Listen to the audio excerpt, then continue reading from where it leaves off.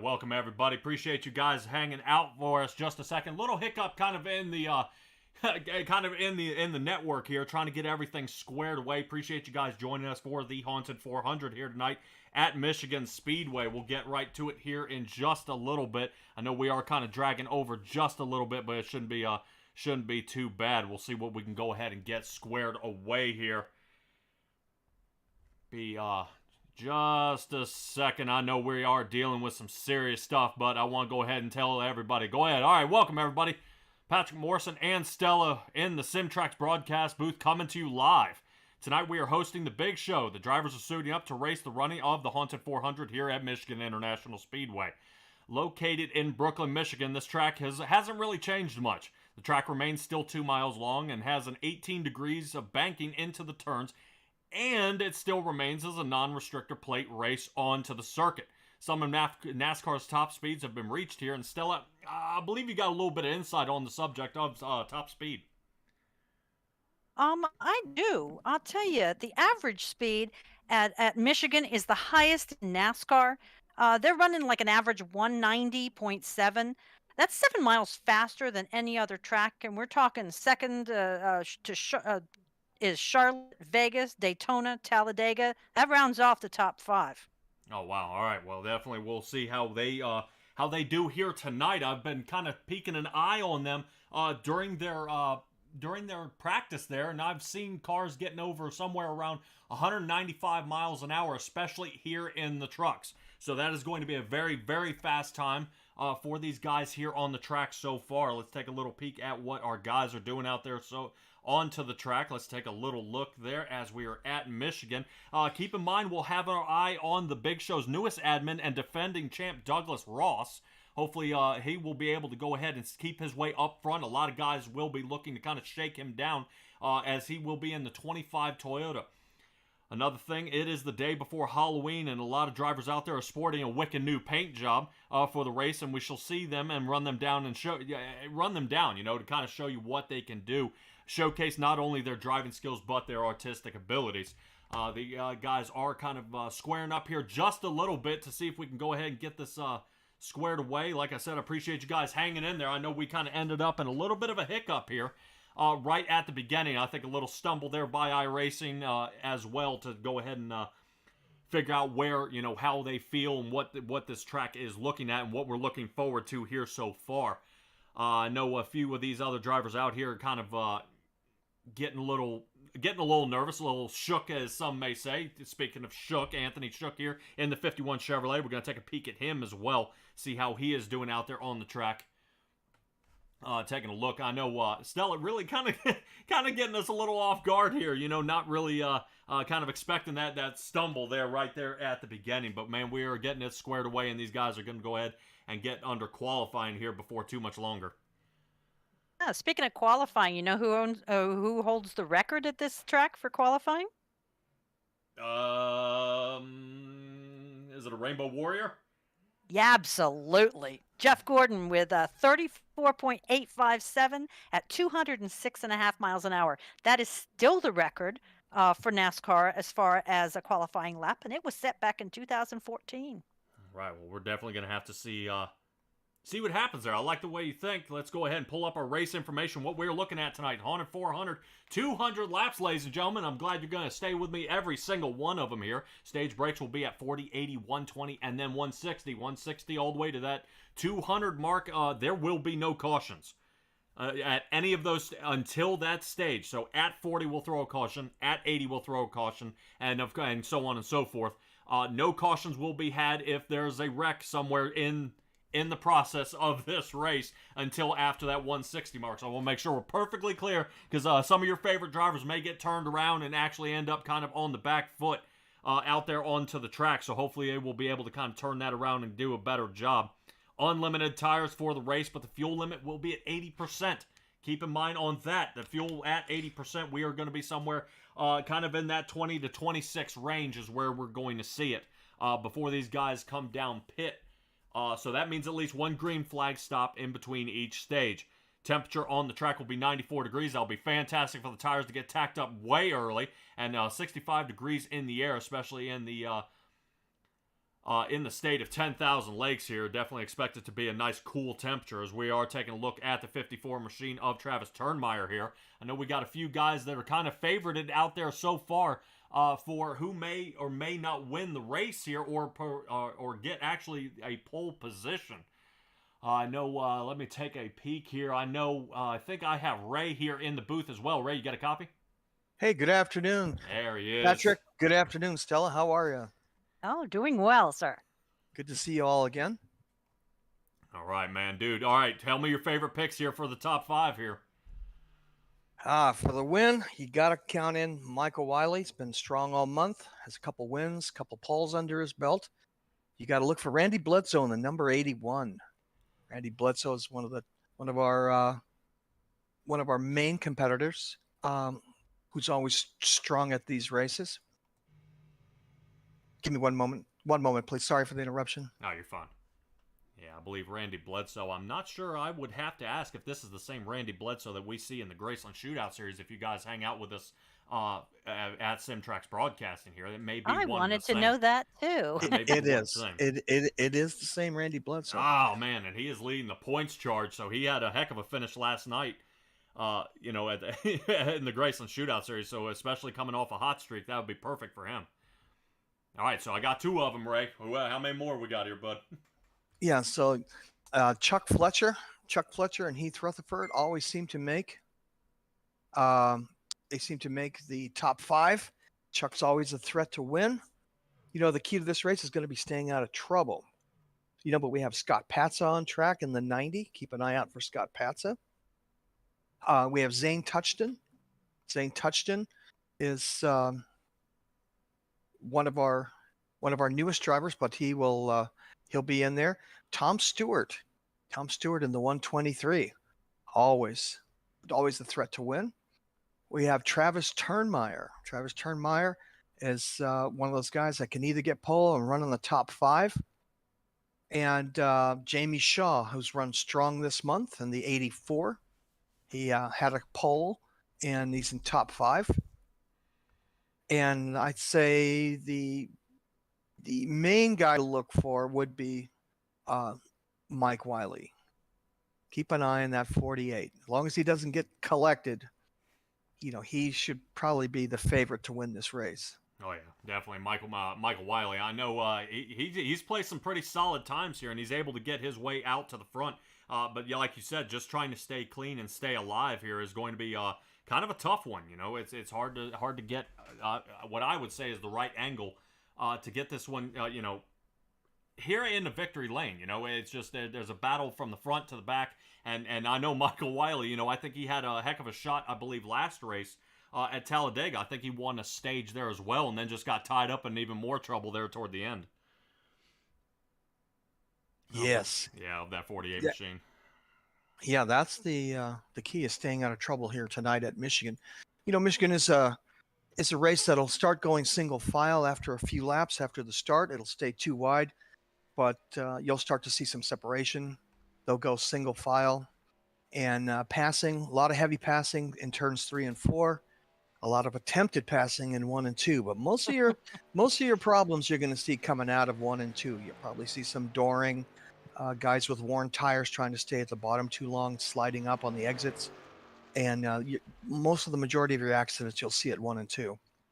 Okay, yeah, I was gonna say definitely. I would want to keep my eye on turn exits. I know out of 4, kind of getting a hang of that curve, coming down that front stretch. A lot of people get collected there as well, but especially here in the trucks, it's a little bit tougher not having any of that weight there in the back for sure. But Ray, you're talking about all these other drivers. Where are we gonna see you placing here? Well, I've had a bunch of top 5s this month myself. I was in 3rd place last night and got taken out 2 laps to go. So, it's one of those things you just got to, I ran strong the whole race and got taken out there at the end. That was unfortunate, but, it happens. Definitely. We have been seeing a lot of that lately, actually. Yeah, it happens. Just that slight tap and, you're going around. Oh yeah, that's it. Definitely not short track racing.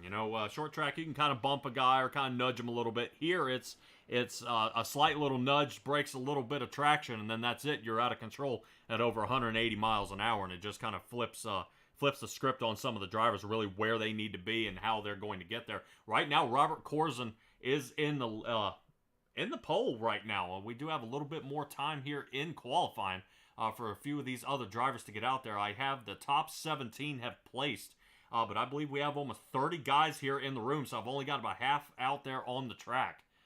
Yeah, qualifying pole's going to come somewhere around 39.510, 39.515, somewhere in that range.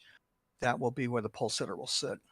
Man, yeah, and you definitely call it there with Robert Corzine nailing a 39.54 out there on the track. So yeah, a lot of fast guys out here. How's the I was gonna say, Ray, how are the donations coming there with the Big Show? And if anybody's curious and want to see if they can donate a little to the Big Show, how do they get a hold of you there, bud? You can donate to us at PayPal at Stingray, STIINGREY, at sbcglobal.net. Patrick, I'm going to have to leave you for a moment. I'm going to have to reboot, and I'll be right back. That's fine, bud. You do what you got to do. Okay, I'll be right back. All right, everybody, and that is Ray Garcia there in the 00. We're having I hate to that see rebooting. where he ends up, and I hate it too. And like I was saying, I think it's not just it's iRacing. Some of the drivers, it's kind of tossing back and forth, kind of where they need to be, and we're just having one heck of a time, kind of fumbling up. I was gonna say, I even ran out of power about 4 or 5 hours ago. I had no power, and I said, "Oh man, everybody's gonna be looking for me." It's out here in Michigan, and I thought I was not gonna be able to make it, but fortunately, looks like the power company has gone ahead, squared it away, put another electric pole up, and we are back in business. And you are not going to leave me out here alone. Well, it's a great group of guys here at the Big Show. These guys definitely know how to take care of each other. And us here in the broadcast booth, they know exactly what they need to do, to actually remain competitive. I know we got a lot of drivers out on the track trying to see if they can make a name for themselves. But it's kind of hard seeing anybody, not doing really well out here. Speaking of which, here's Jamie Shaw. They said he would be doing fantastic out there. I believe he is rolling a Ghostbusters theme here so far. Let me see if I can get a little bit closer to that guy's car. There he is, the original Ghostbusters, one of my favorite. Oh, the best edition. Yeah, there we go. There he is. Sorry for that interruption. I had to reboot the computer to get back in. That's all right there, Ray. And we're just taking a look here at Jamie Shaw and his paint job here in the 84 Chevrolet as he's getting around the track in the Ghostbusters theme. Looking pretty slick out there. See if he can go ahead and knock down a solid time here at Michigan. Right now, I believe this may be his first lap sliding through. Let's see where this ends up getting him. Jamie should be in the top 5. All right. That may be his warm-up lap. Showed me as an in lap, so let's see what he's got here. All right, we got 22 out there on the book so far. Your number 15, John Casaza, just came in second. Yeah, qualifying spot. He was one of my top 5 picks. Yeah, definitely very, very fast. I'm waiting to see what Jamie Shaw's got for us here. He's placing a good time. Solid turns here so far. I don't really see any wiggling. We'll see if he cuts off the infield, and he does, to see if he can squeak an extra 10th here. Jamie Shaw, where does he go? 23rd. Yeah, may have been kind of a slow lap there. He ran at 39.82. Yeah, he's got to do a little bit better than that. He's got to pick up about 4/10 if he wants to go ahead and square himself onto a pole position here. He and Lafort ended up in the bottom quarter of this field. Yeah, well, it's definitely something to keep in mind. Is 20th so far. I was going to say, watch out, Stella, because you see he's taking a much lower line. So I believe when I was over at 10-4 Broadcasting, I believe we saw the hot lap is to run high first, get heat in the tires, and then go ahead and drop low and see if you can square away a faster time. Let's see where Shaw ends up, 12th. So a little bit slower than the rest of the field here, 39.65. So that is going to place him outside the top 10.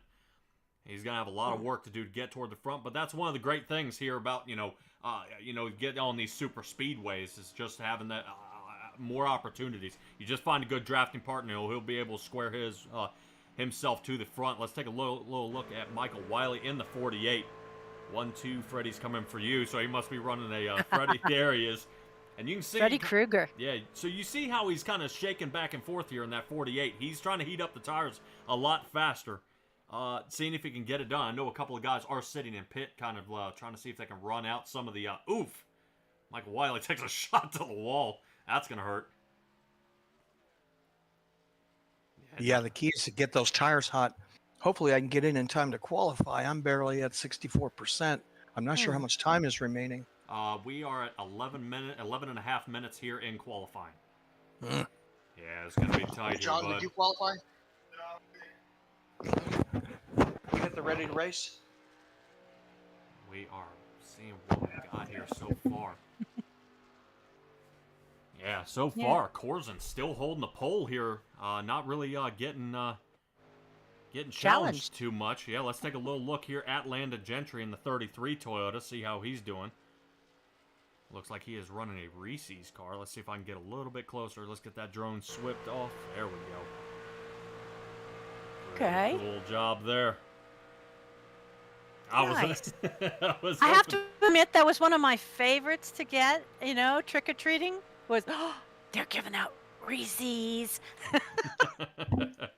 But it looks like Landon Gentry will be going ahead and see if we can get his first lap here. Let's see where he squeezes in.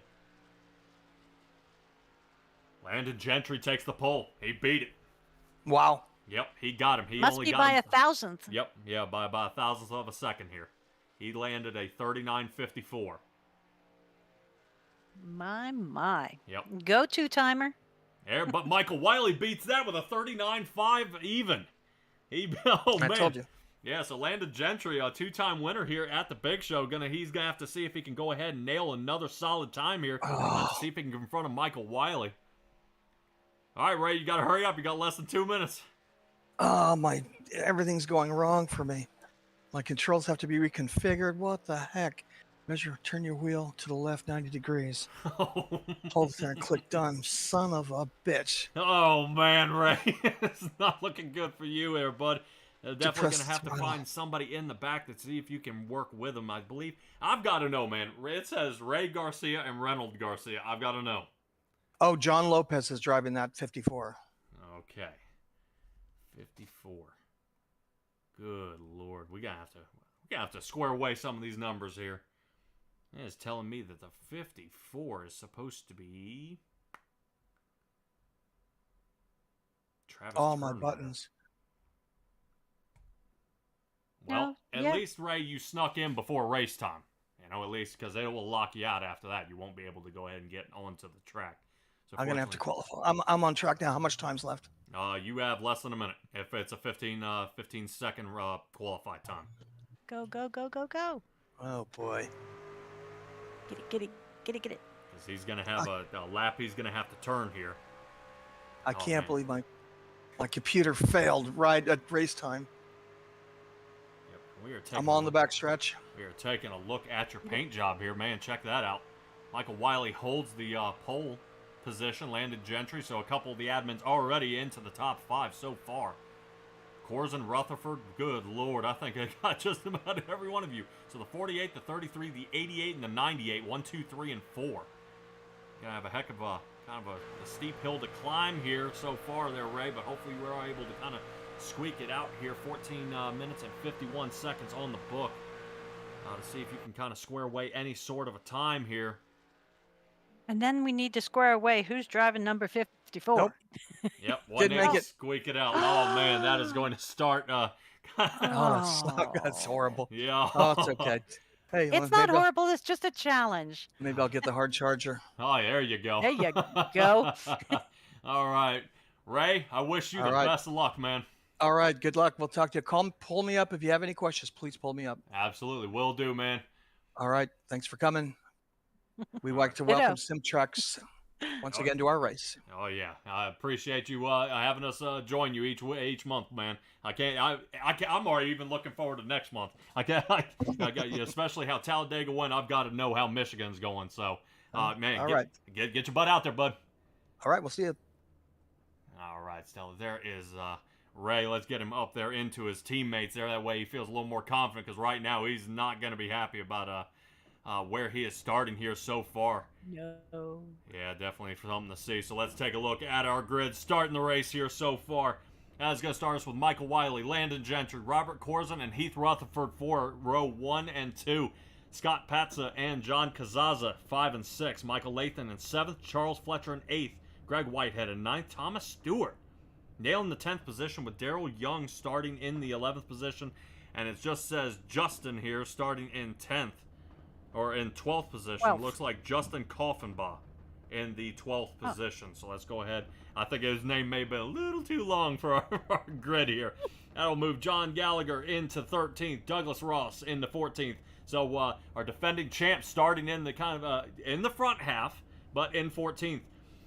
Zane Touchton in 15th. Jamie Shaw 16th. Travis Turnmeyer to 17th. Andy Shook into 18th. In the 19th position will be Sylvan Sigwin there in the 90. In the 19th position, Ken Couch into the 20th. Charles Keller starting 21st. James Robbins 22nd. Derek Winter into the 23. So these guys are definitely going to see a heck of a pile up here toward the back in the 23 position of Derek Winter. And Randy Schweitzer there into the 24th. That is going to rotate us to the final half of the field here with Randy Bledsoe starting the 25th. Aiden Graham in the 26th. Jace LaForte 27th. Zach Ford in the 28th. Cade Jones 29th. Which brings, I believe that is George. I'd hate George? to see it. Yeah, it's not Jorge. Could be Jorge. Yep, Rincon there into the 30th. That'll bring Steven Johnson in the 31st. Reynolds and Ray Garcia starting 32nd and 33rd. Both those guys were unable to qualify here. Like we were saying, Gunner would definitely be on the back foot. Kind of where these guys are going to end up here so far. Definitely a heck of a stack up as these guys are pulling off pit road here. Appreciate you guys once again joining us here at Simtrax Broadcasting for the big show. These guys are going to put on one heck of a show for you as well. Michael Wiley and Landon Gentry, I'm sure these guys have got to be super happy about getting up into the, getting into a front position here as we get going through. I'm going to kind of rotate us through our drivers here so far. Tell you if we can take a peek at some of their paint jobs here as we get. So Landon Gentry, Robert Corzin. Yeah, as we know, Landon Gentry is an excellent pusher for these drivers. He's got a steady wheel, and he keeps them going. So if Wiley and Gentry have been practicing over the weekend, or the month in this particular case, they may take off with the front of this race. Yep. I think I might say Michael Latham has a pretty sweet paint job there, but let's go ahead and get straight to our restart here as we get ready to go. Oh, man. Oh. No. Oh, I thought I saw the pace car come off. It's counting lap 2. I think here races the pace car to catch up. Oh, man, way to go. So now you got Barney up in the booth. He's going to have to kind of get that icy hot back on his shoulder here before he throws that out again. And they're going to kind of stretch it just a little bit, but that's perfect. That'll actually give us another chance to go ahead and chase down some of our racers here. Back with Michael Latham. Let's go ahead and take a look at some of these guys' paint jobs out here. Greg Whitehead here. Justin Koffenbaum will be right after that. There we go. Oh, yeah, the Gravedigger scheme. Love it. Daryl Young here in the 12th. What? We are pink Barbie? I believe so. Matt Murr Designs. All right. Douglas Ross, defending champ. Good there. Looks like... Phantom? Unless it's not Phantom of the Opera? No, it's that... Oh. Yeah, here we I go. know. Was it? Gallagher. Okay, I never know the difference between Michael Myers and Jason. Jason's got a hockey mask. They both wear masks. Yeah. One looks like a whole head, the other one's just a hockey mask. All right, here we go. Anthony Shook. Here we go. Let's try to move through. There's one. Chucky. Seguin. There you go. There's Ken Couch. Charles Keller. Looks like Peanuts. Excellent. James Robin. Derek Winter. We are under We have green two here. Reese's. Black Rifle Company. Here we go. All right, let's go ahead and rotate our way up to the front now. We'll catch some of these guys here toward the back. They definitely gave us another lane. They have to remain too wide all the way through turn 2, but I'm already looking back here in the back in the 81 of Randy Bledsoe already starting to slam it 3 wide there, especially when you got Ray with eyeballs on you, and here we go. So Michael Wiley, Landon Gentry going to go ahead and start pushing 1 and 2 here, but watch for the 33 of Landon Gentry not interested in pushing right now here, Stella. Looks like Landon's going to go ahead and slide his way toward the bottom here and see if he can fire around him. Can't blame him. Want to go ahead and lead some laps here so far. We do have stage winners in this race. Yes, we will. So I believe normally, I know the Big Show is kind of counting up the money here just a little bit, so I don't want to give you guys any kind of definite number of what it may be. Normally, I know it's somewhere between, I think, that $15 and $20 mark for a stage win, but we will go ahead and see what we've got. Landon Gentry dials back to a second place shot here. Looks like Michael Wiley went ahead and slid on around him as well. Watch out for Michael Lathan here. He's about to send this thing about 3 wide if the 98 of Heath Rutherford, whether he wants to dial it in or back. Now, something to keep in mind here, like we were talking with Ray, tire savings is going to be more your top side. You start pushing really hard and fighting down toward the bottom, it's going to be kind of tough to maintain as long as you can. Charles Fletcher here, I think that is from this angle here, that's looking pretty slick. Let me take a little look here at that car. Ooh, Yeah. scary clowns. Scary clowns. And it looks like we got a clowns. pile up here toward the back. Looks like Jamie Oh, I Shaw see might be smoke. in it. Yep, looks And like it's the 84 still is going. around. How many will it collect in a bunch? And we got Oh. somebody all the way in the air. Holy cow. Oh, it's still. Check up, guys. Check up. Wow. My. Yeah, we're gonna have all kinds of renegotiating back there. Even in this particular case, we have no cautions and no damage. It's gonna shuffle them up. Yeah, absolutely. And as I try to see if I can go ahead and kind of boil down what happened here, let me see if I can rotate it back actually kind of how it started. Boy, it just kind of kept going. We got multiple areas of this one. Let's go ahead and see if we I can start believe on through. so. Oh no. Yeah, I think Randy Bledsoe may be in a little bit of heap of trouble here as well. Boy, we got somebody way up into the fence. Evans, higher than the oh, look at the bounce. I'm sorry. Can I look inside that one? Yeah, if I could find out who it was. That's the hard part at this point. There were just so many Oh. pileups. But we're going to stay live. We're going to see if we can go ahead and we'll pop it back. If you remind me, pop it back and we'll take a look at it during the stage break. I want to stay in front with the guys That's who true. are rolling right now. Remember, Robert Corzin ended up holding the pole for the longest there for a little bit, but he ended up losing it to Gentry and Wiley. Corzin has now taken the lead and has now rotated his way to the front of the pile here. Lathan's making some nice moves too. He's up to third. Yes, he is. Definitely after that pile up there, I think some of these guys are starting to capitalize a good bit toward the front. Guys out there Yeah, in the but chat, I know we're we got still eyeballs. looking. We're still looking at less than a second between first and 10th. Yeah, Michael Lathan looking down here toward the bottom of Michael Wiley. Wiley's starting to look like he's getting a little bit loose there on the outside. Robert Corzin's going to lead another lap here so far. Remember, once again, we are going to have a stage break at 40. Shouldn't be too bad for some of these drivers, especially at 40. Like I said, we are going to have to make a pit stop halfway in between, so we'll see what they can end up boiling down to as we see Michael Wiley taking a little peek here on the inside. Get a little closer shot here of Michael Wiley. Getting dialed in, firing through turn 3 and 4 here. See if that 48 is going to fade up in front of him. That is the nice thing about Michigan, having that 3 and 4 grooves to run.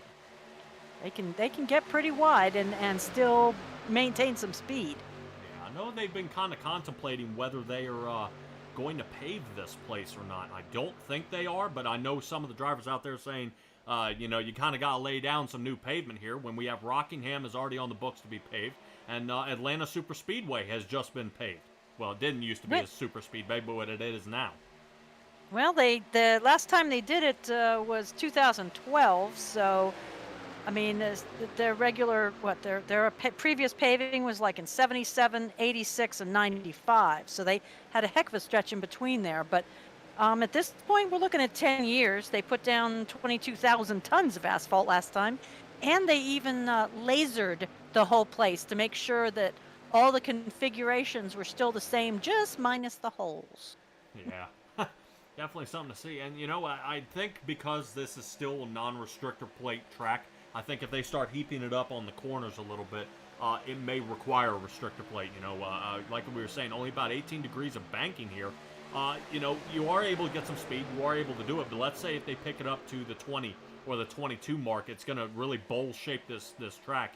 And if you think, right now, I mean, look at it this way. Right now, Robert Corzin is doing 85 miles an hour at this point. See if I can go ahead and get us a little dashboard here of how fast. That's Michael Wiley at this point. He's back here toward the back. Isn't really getting any draft. But, once they start getting in the draft, they really pick up a lot of speed coming out of these turns.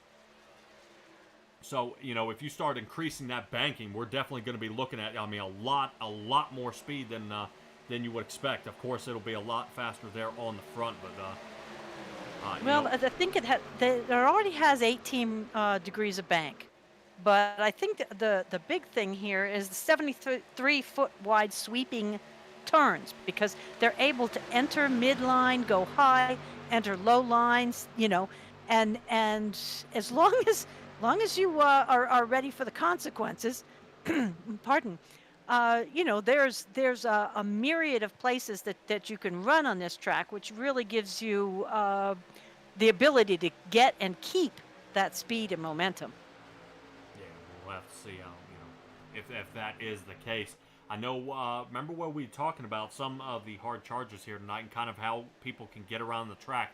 Corzin has moved up 2 positions, Michael Lathan up 3, but I want to move to our 2 hardest chargers right now. Steven Johnson here in the 44 Chevrolet has moved up 19 positions.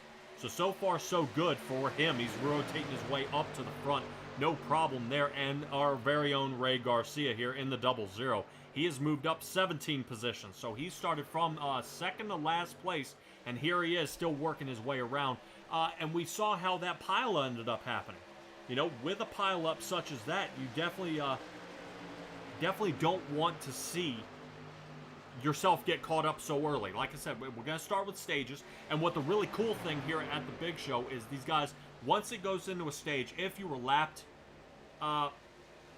it'll put you back on the lead lap. The cars are self-healing. Oh. There's no damage here. The only thing you're really fighting is other drivers and fuel mileage.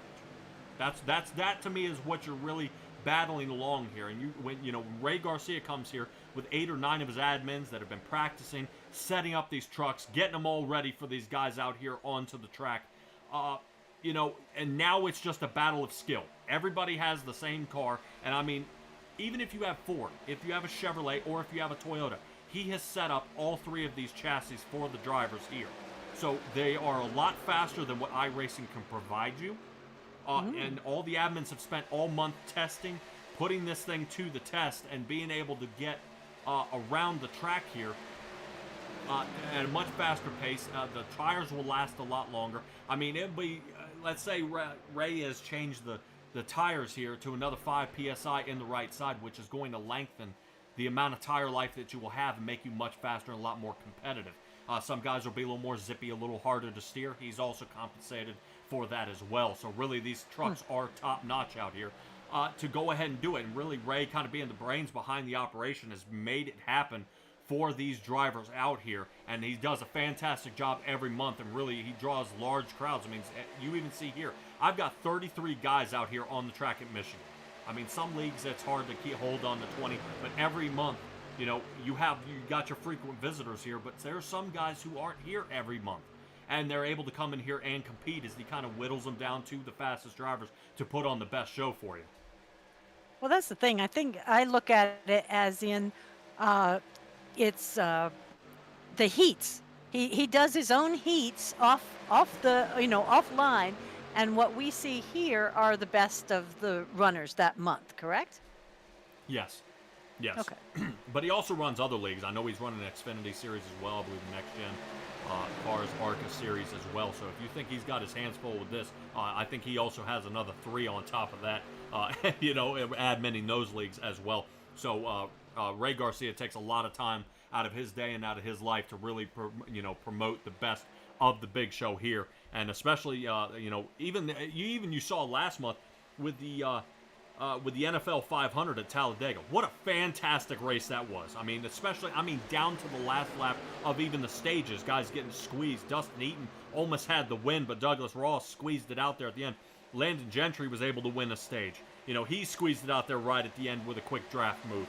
Michael Wiley was able to slide for another one. So, a lot of clean racing here, but really, once you get to those final 2 laps of the stage, I think where the money counts, that's where you see things starting to tick in. But it looks like the 24 car may be a lap down. Ronald Garcia there kind of getting tangled up in some of the faster cars here. And you can't blame him here. Just looking from the outside looking in, he is not in the draft right now. And not being in the draft, he's going to show up about 20 miles an hour slower than this entire line. So the key for him right now is to get caught up. And you'll actually see a lapped car keep up with the guys in the front. Just goes to show you the amount of draft that these guys require to get down the track. Yeah, I do believe John Lopez is driving that 24 tonight. John Lopez, and we'll see. I am showing John Lopez. Okay. That's who's in the 24. Okay, yeah. I'll try my best to remember that. I know a little bit kind of with I wrote it down. That's the only reason I'm with you. Yeah, I know a little bit of the timer kind of gets a little mixed up here and kind of figure out who it is. You see actually in the timer, it shows 24 Garcia. So we'll kind of straighten me up throughout the race. We'll hopefully kind of keep that in touch there. Out there in the chat, guys, appreciate you showing up. Mitch, you're enjoying the stream. Wonderful coverage. Yeah, appreciate it, bud. I appreciate you joining us here. Go ahead, Kay. Go ahead.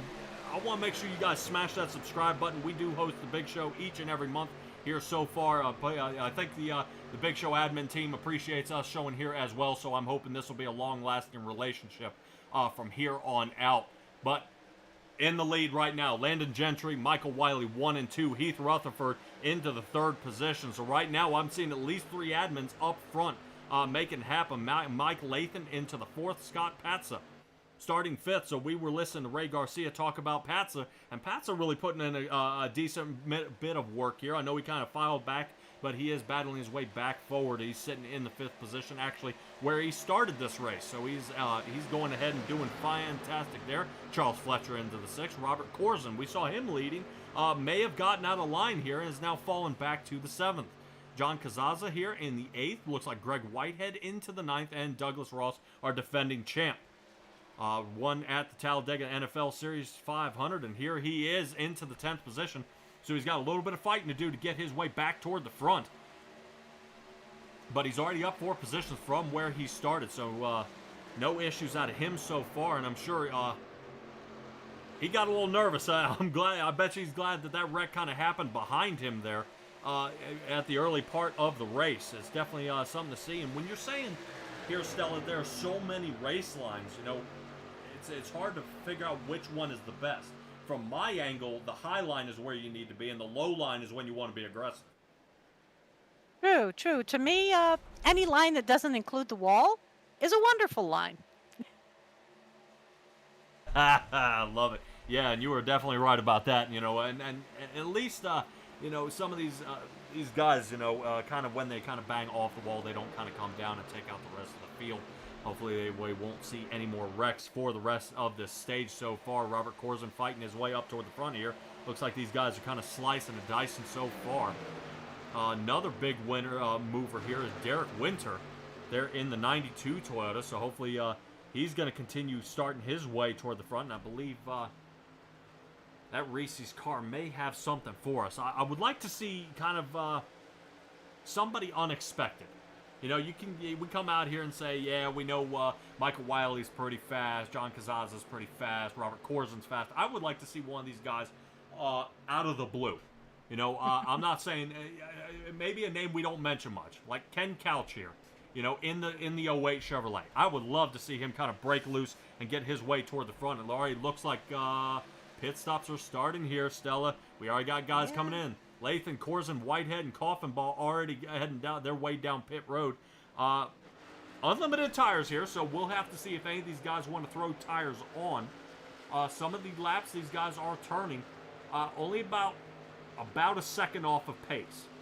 Landon Gentry's turning at 39.5 was his best time, and his last time was a 40.8. Okay. So that's not too much drop off, but right. it's enough to lose the lose the edge. Right. Do you risk a 7 to another 10 seconds on this pit stop here throwing tires on? Is what we're going Yes. to have to see. And we'll take a little look here at what these guys are doing. We see a couple of the sides going up on these cars and really kind of what we were seeing in the beginning. There may be some guys with some flat spots out there. There may be some guys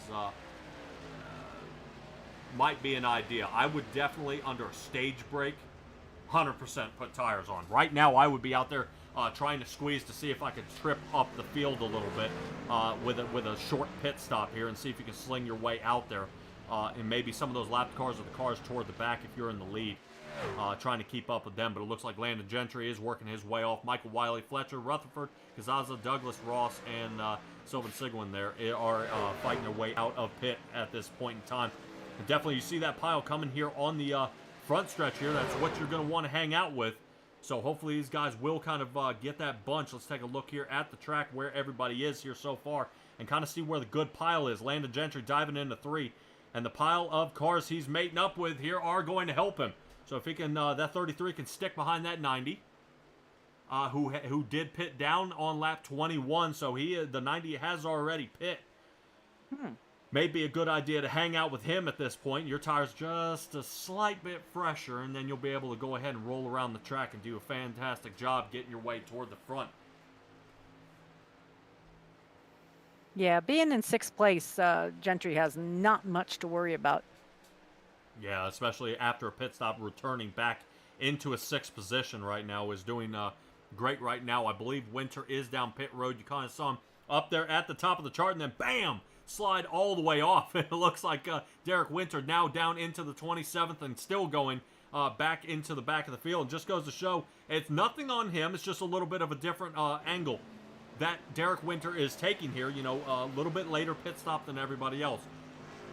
There are two sides of the coin on this one. Not coming down pit road is less traffic. Less guys bumping and banging. You don't want any damage getting spun out for a really ridiculous reason.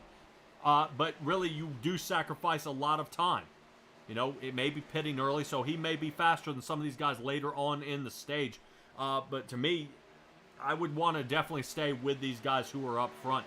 With Cade Jones, he ended up hanging out there an extra lap.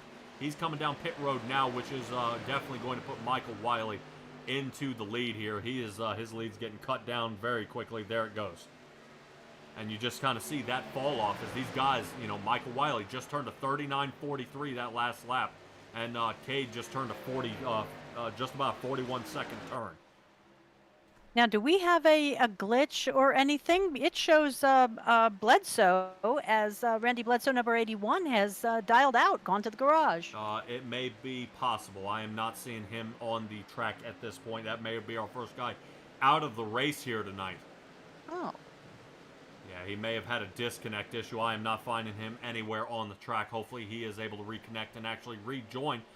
And that's also another great part about these guys. As you see, some of these guys are a lap down.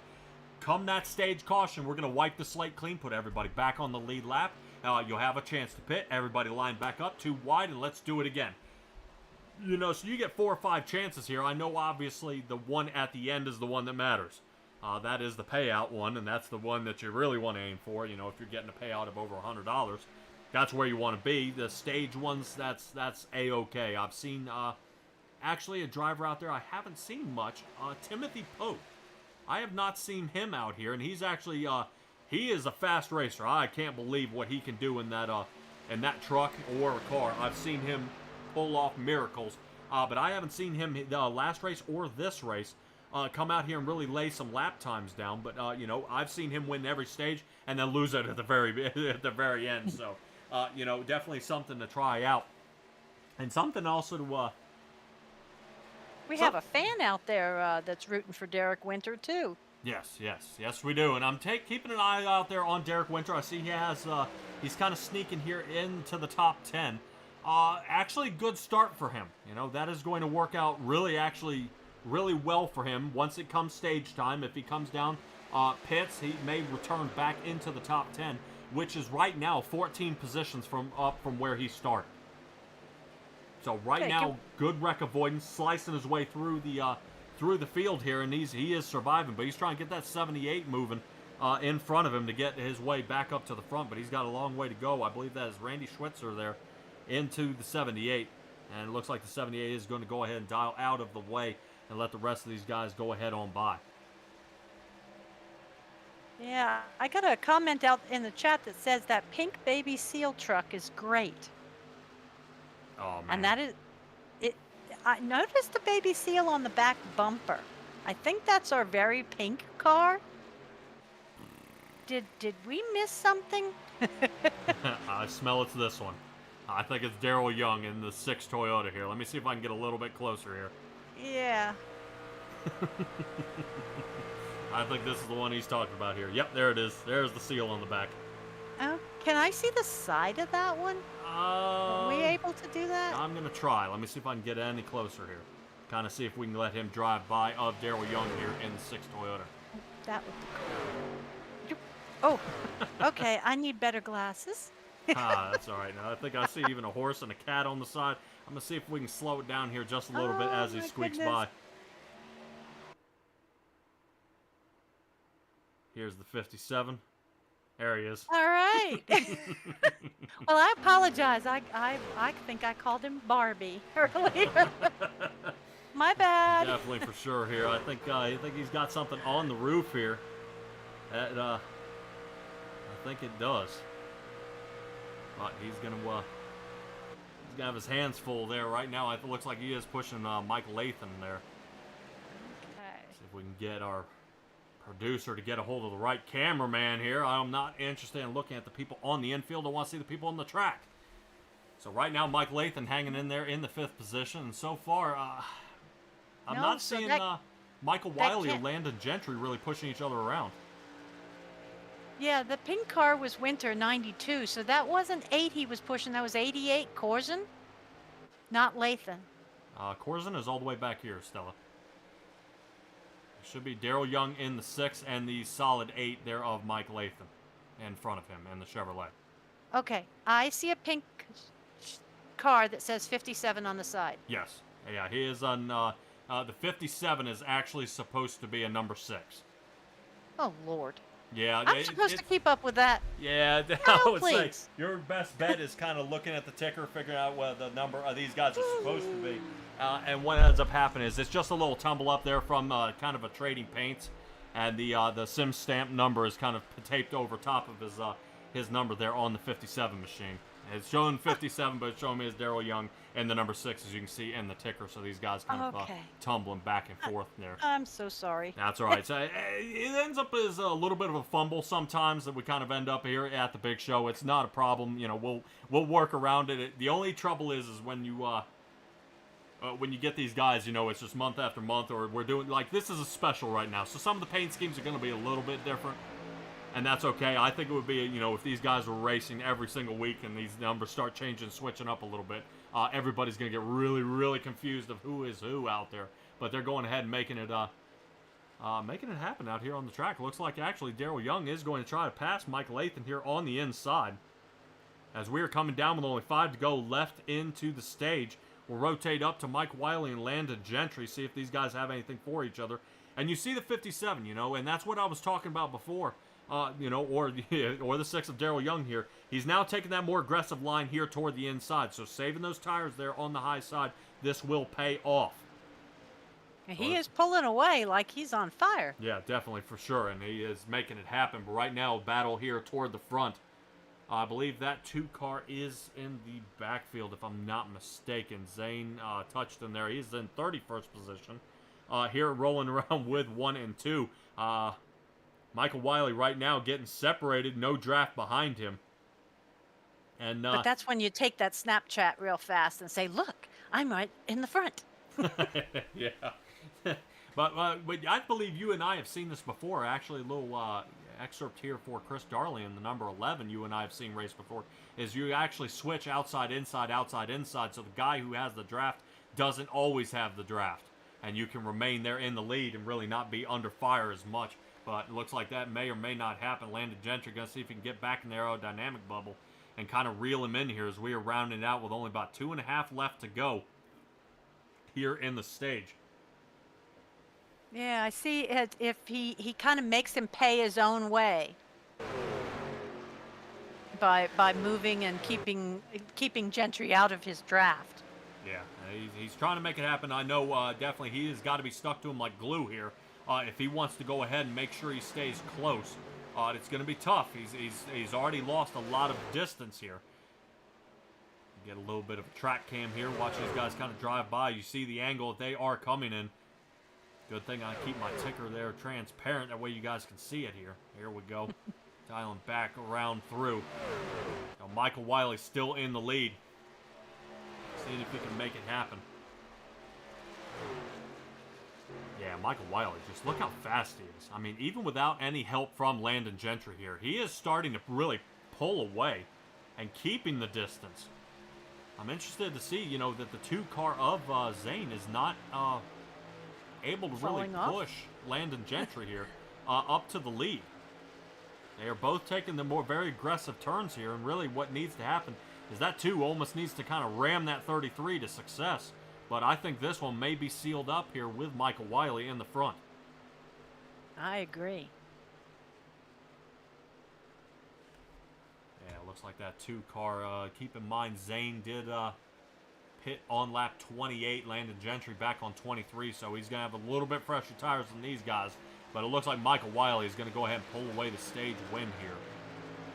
And he does. There is our stage caution. Yep. So right now, Michael Wiley coming away with our stage win here so far. Not too shabby there by the 48 machine. That Ford really charged his way forward. We'll have a little chat here with Michael Wiley, but I do want to make sure he comes down here and is easy on the rest of the deal here. Stella, did you end up pulling Wiley down here?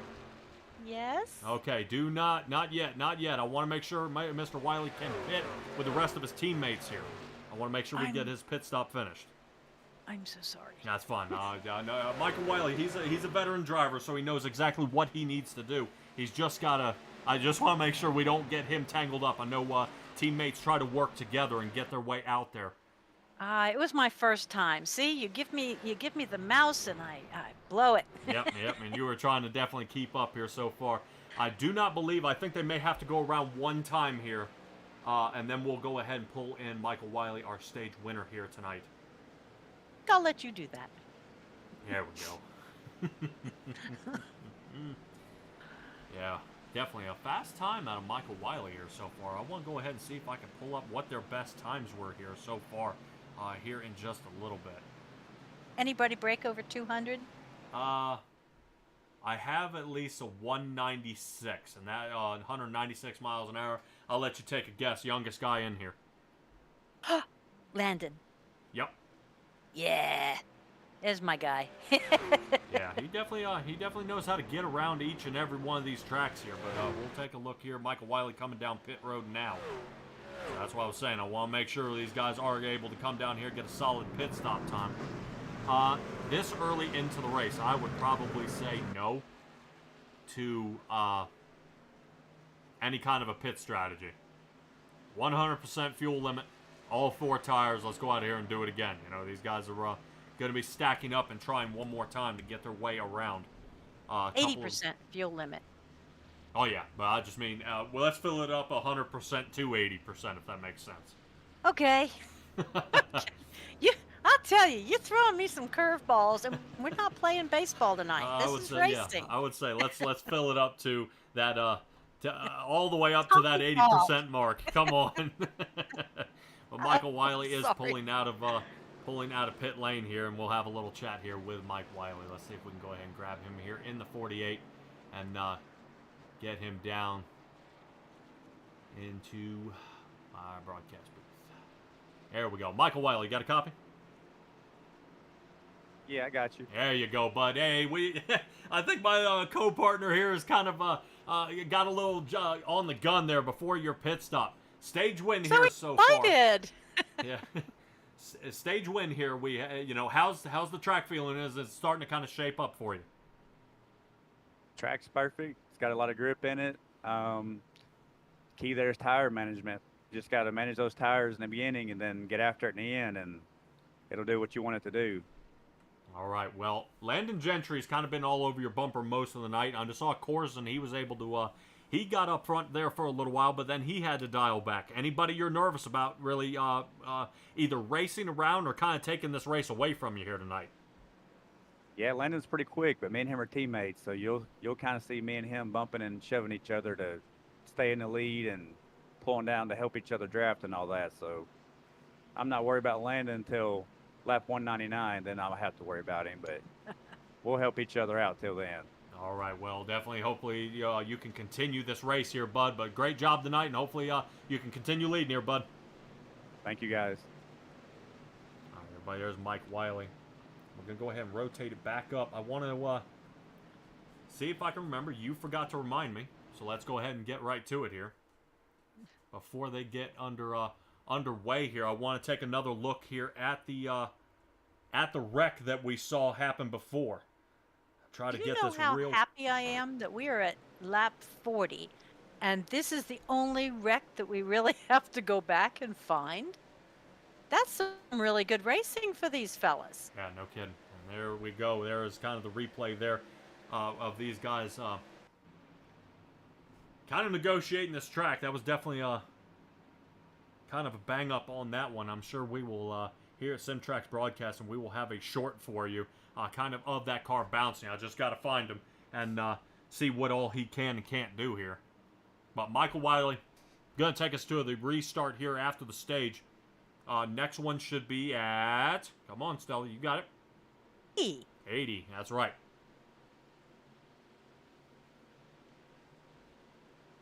All right, well, we have no drivers at 200.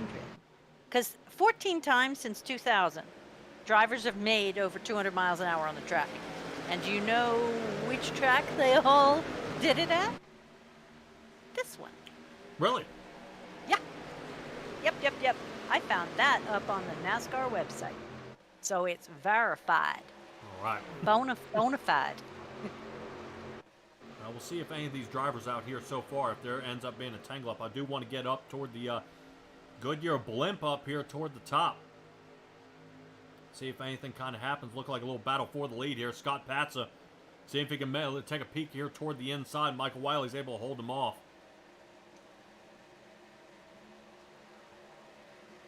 As I say that, I believe Patza is down toward the bottom. Actually, Landon Gentry was the one sneaking his way toward the top.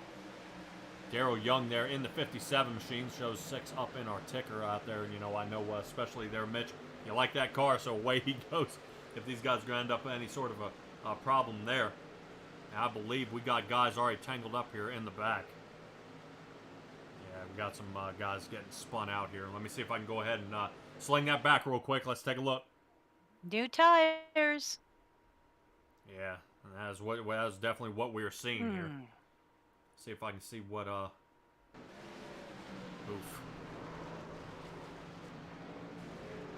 Not good. Not good. Let's go ahead and rotate our way back to the front. Some of these guys are having a little better luck.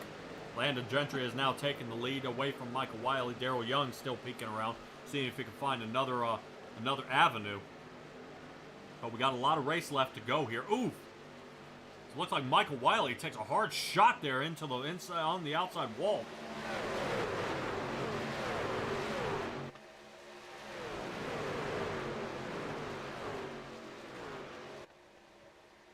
I am looking in the chat, and I have a person out here saying, "Go Zach Ford, number 14. He just got married yesterday." He got married yesterday? Yeah. His wife is bucking, awesome. is bucking for sainthood, man. She is awesome. I was gonna say, being able to spend your honeymoon out here, out here on the track with the Big Show, excellent. I bet you there's got to be some stipulation. You've got to win. Yeah. Well, he needs a rocket then, because he's sitting down in 15th. But you never know. That might be your wild card guy that you want to see come out of the blue tonight. Yeah, we'll have to see what he can do. Looks like he's running that 14 Home Depot Chevrolet. No issues so far out of the front. I know, per my ticker here, he has not been in any sort of trouble so far. Isn't it? That must mean he's been doing what his wife told him to do if he's not in any trouble. Yep, but he's definitely got to fight his way toward the front, like you said, sitting right now in the 16th position. Long way to go, but still good good racing out of a lot of these guys. And 21 positions Let's just up. tell right, him Garcia? tell him congratulations. We've been poking fun at him and all, but congratulations, Zach. Oh, yeah.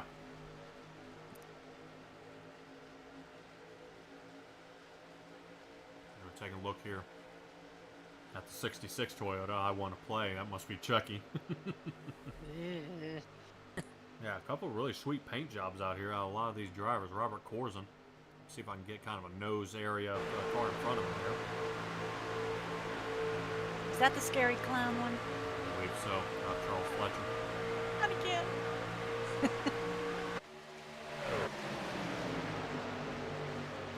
Pretty slick. Lap 50.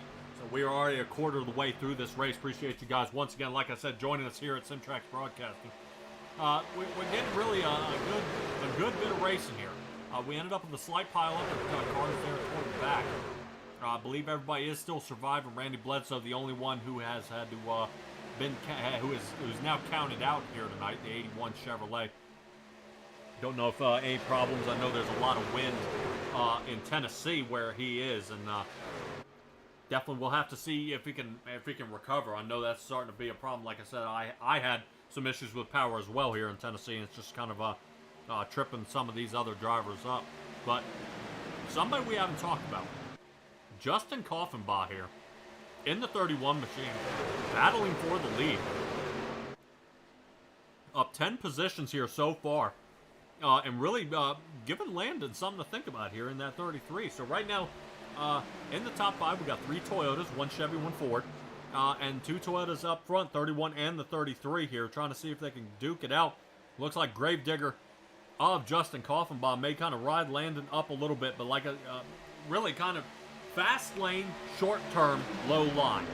But if you want a lot of speed, as you see now that turn exit is starting to help, plus the draft. Justin here in the 31 has no help on the bottom. He has been hung out to dry.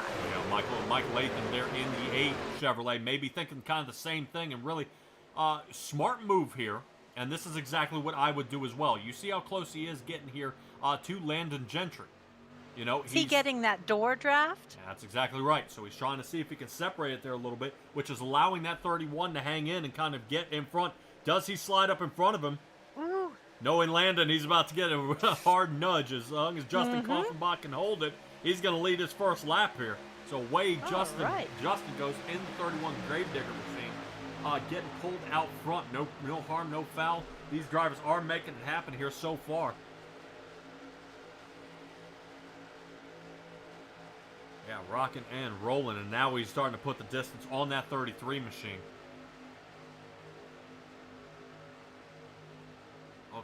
Looking good. We were talking about Mike Latham there. Now he's fired his way down toward the bottom, so he's broken into the top 5.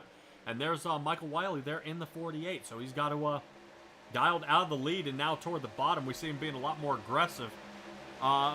Definitely probably not enjoying riding there in the back. You know, he's got a lot of dirty air issues, and he's got to figure out how to fight his way back toward the front here, Stella.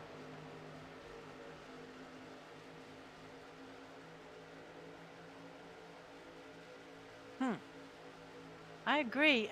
Bledsoe now has a time on the bottom. I've been up on Discord trying to find if he let us know, but for some reason he I'm on the ticker. I have a time. Is that good or bad? I do not see a speed out of him right now. Ah, okay.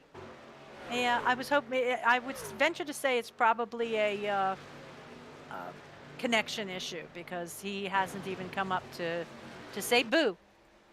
Yeah, hopefully we'll be able to return. But we'll stick around with the rest of these guys up here in the front of the pack. Yeah, right now, Koffenbach, Gentry, Patza, Young, Wiley, 1 through 5. Derek Winters fought his way 17 positions up into the 6th. Mike Latham, 7th. Travis Turnmeyer into the 8th. And Charles Fletcher and Sylvain here are battling it out for that 9 and 10 position here. We'll have to see if what these guys end up kind of negotiating between these two. Looks like they've gone ahead, calmed down just a little bit. And Robert Corzine seeing if he can fight his way has now broken. And he has, too, broken into the top 10. Leaving that 66 Toyota down toward the bottom. Whether Steven Johnson here in the 12 can get it done, we'll see. Boy, I feel like I'm going to get an earful. It's probably Stephen Johnson there. And 12. No. Here we go. Yeah, look at the 66. I'm really interested to see. You see the 66 dropping down here to see if it can go ahead and get a better angle. But like what I was saying, this is an aggressive line. 66 may just be holding on, but he's got to hang up top. If he wants to go ahead and make this stage, they're going to be pitting about that 65 mark, I would assume. So fuel pit stop is going to happen very, very soon. Some of these guys may have clutched it in during the caution lap, which may help them squeak out another half a lap or so, which could actually change the angle of this race. But we had them pit within a 5 lap window, so there's could be some serious variation here. Yeah, definitely for sure. We are seeing the rest of this field getting around here. Daryl Young there sitting in third place, trying to get some pushing on Landon Gentry here, but does Michael Wiley decide to go with the 57, or does he stick with his teammate in the 33? Whoa! 48 of Michael Wiley having to really check up that turn there. And here he comes. What in the world was that? Definitely you saw those guys take off, so a different turn entry there has now changed it around. Daryl Young has fought his way 9 positions up into the second position. So it looks like the Seal may have a podium position here for the stage, but what matters is the end of the stage here. Yeah, we've got a while to go at 80. So anything could happen, especially, with the bumping and shoving that's happening between Gentry and Wiley back there. Yeah, like a little look here at Scott Patza. He is the first one down pit. We got Landon Gentry and Mike Wiley. Like he was saying, these guys are teammates, so definitely pushing and shoving. But we know Landon Gentry not just being able to kind of lead and win, but he is one heck of a pusher, as you said before. So definitely I expect to see Landon Gentry in that 33 Toyota push his buddy in the Ford up to the front before Koffenbaugh and Daryl Young get pulled away. We'll take a little look here from kind of the outside. You're definitely starting to see a bit of distance here. Battle for the lead. It looks like Daryl Young is trying to slice him up here. Fires his way toward the inside, and he's getting it done. But do the tires hang out? They may drift up here into turn 1 and 2. He's got to really hammer down and kind of send it here through the turn on worn tires. We'll see what else he's got for him. Slides through and gets it. Yeah, but now Landon's going to pop in behind there and push him through. Oh, shoot, not Landon. Koffenbaugh not done yet as he's going to ride the 57 up much higher into the turn. And away we go here, 3 and 4. Michael Wiley sees a chance, and he dives bombs in, and he's got it. He's now taking the lead in that 48 Ford. Now watch Daryl Young in the 57 machine slide his way up front. Turn exit speed may matter here as he needs to ride up. There he goes. Michael Wiley getting a favorable line there toward the outside, and away he goes. So Michael Wiley will retain the lead here as it stands, starting lap 61. And here comes some lap traffic. That may affect something any moment now. Well, yeah, absolutely. And we're definitely going to have to see how they kind of judge where to go on this. I know some say a good idea for lap cars to go high. Some say it's a good time for lap cars to go low. But we'll see kind of where everybody kind of shuffles up here as pit road is starting to heat up just a little bit. Turnmeyer and Koffenbach coming down pit road at this point. Thomas Stewart is on his way out of pit, so a good battle there. But still, Daryl Young and Michael Wiley battling for the lead here. And we'll have to see, really, Stella, what's a good idea? Is it a good idea to really be battling here? I don't see why you would be, honestly. It's not for a stage win. At this point, I consider they're racing for the pits. Because that's the next difference thing that they're going to have to do other than turn left is head to the pits, and we figure it's coming up here in the next 3 or 4 laps. So I'm not sure what the advantage is of frying your tires. Yeah, maybe first in, first out. Might be the idea of heading down in the pit. But not when you have such a close race like this. You know, if you can pull away by 2-3 seconds, I can see that. But these guys are jeopardizing landing in the teens and 20s if they get a little, we'll call it net code. Yeah, a little net code, a little loose. It is possible. We're going to see. It looks like they're going to continue staying out. Remember I said about that 65 mark, we may see them pit, but a couple of guys have already come down pit. Some down at 58, some at 61. A good half of the field has already come down pit, but we still got at least solid more than the top. Michael Wiley seems to have conquered getting around the 57 here, staying out front. You know, and like you said, it's a different perspective here, I guess, for the drivers and between their crew chiefs of really where they need to be out here on the track. Does 57 start losing a lot more speed here, taking such an aggressive line? Yeah, good possibility. And I almost think I saw him get a little loose there. Oh, man. If Michael Wiley came into pit without speeding, that has got to be one of the fastest slide-ins I've ever seen. Might be. Wow, yeah, he came down pit, screaming down, but it looks like the half the admin team will be coming down. Landon Gentry, Fletcher, Corzine, Lathan. Looks like Douglas Ross, he's coming down as well. Ray Garcia coming down. And you definitely want to see Ray Garcia kind of turn this one around here. Especially not being able to qualify. Hopefully he is able to get his way toward the front. But that's going to go ahead and bring down our pink seal here. Like Daryl Young is coming down pit, which now puts one of the guys I said I would love to see kind of turn this over. Ken Couch in the 8 Chevrolet has now taken the lead. Only a few drivers that pit back on lap 41 have not come in. Jamie Shaw may be one of them. We'll see if he decides to stay out or come in. Jamie Shaw does not. He decides to stay out. And now up into the 4th position he goes. So he's going to start running out of time here, being only 15 and a half seconds behind. Only 15 and a half seconds behind of Ken Couch here.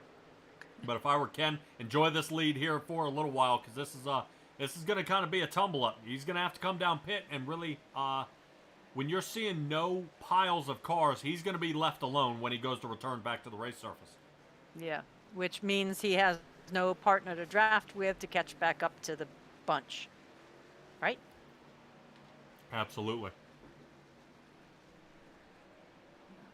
And once again, I appreciate you guys tuning in here to Simtrax Broadcasting for the big show. I'm sure some of you guys out there are starting to kind of eat dinner, especially a little bit late, depending on which coast you are on. And man, really be able to tune in, see some great racing, and eat decent food tonight. I'm definitely hungry. I'm starving. All right, Zach Ford has now taken the lead. And talk about kind of turning this one around. We took a look at Zach Ford before. He last pit on lap 41. He's up 27 positions right now, leading the race. Okay. But his last time was a 41.1 second lap time. Ouch. Yeah, that is not going to be good here for Zach Ford in the 14. Right now, to me, he's got to pit. I mean, he has got to pit like this lap. Or otherwise, he is going to dial way back and be about 3 seconds off the pace if he doesn't come down here very, very soon. It does not look like he is coming down. Nope. And he is continuing to stay out. Jamie Shaw and Sylvain are still staying out here. Does he know that we don't know? I don't know. It's interesting to see, but these are the only 3 guys who have yet to come down. Jamie Shaw. Yep, there he is. Whoa! Almost loses it coming down the pit. All right. Good move there. Thought he was going to take a hard left oblique into that space. You know, I just did that on Thursday. I was racing in a NASCAR Xfinity Series, slid and rode the nose across the inside pit road because I couldn't stop. There you go, bragging again. Now, it happens. That's all I'm saying is it happens. When those tires wear out, you got nothing left. So Zach Ford's still out there. And Scott Patza, remember I said he was the first one to pit. He pit back on lap 58. And he will assume the lead once Zach Ford pits. He's going to have to pit. And Michael Wiley will be behind him, but Michael Wiley not too far behind, about two and a quarter seconds behind him. But I am really interested, Zach Ford still is yet to pit here. Boy, he is really stretching this one out. Stage ends at 80. So he's only going to have about an 8-lap shootout on fresher tires and squeeze his way out. But that is it. Our final guy is now coming down pit road. And we'll kind of show you guys where this ends up. He is the number 14 here. 14 coming down pits. Patsa is going to catch up here very, very soon. There he is. There's Patsa. And Scott Patsa in his 90 Chevrolet will assume the race lead. So he is reeling him in, and he's got him. All right. So now Patsa is leading the race here so far. Michael Wiley having to try to see if he can reel him in with only a second and a half behind. Seen it done. It's a kind of a super speedway set here, but it's 2 miles, and we're kind of juggling a bit. We got 18 miles to get it done to kind of reel him in. Does he have enough time? What do you say? I don't know, but I'll take a look right now at who's in the top 10. Ray Garcia in the 00. Yes, yeah. Ray Garcia definitely has squeezed his way into the top 10. 23 positions up so far, so really, like we were saying, anything can happen at this point. Now, I'm not seeing anybody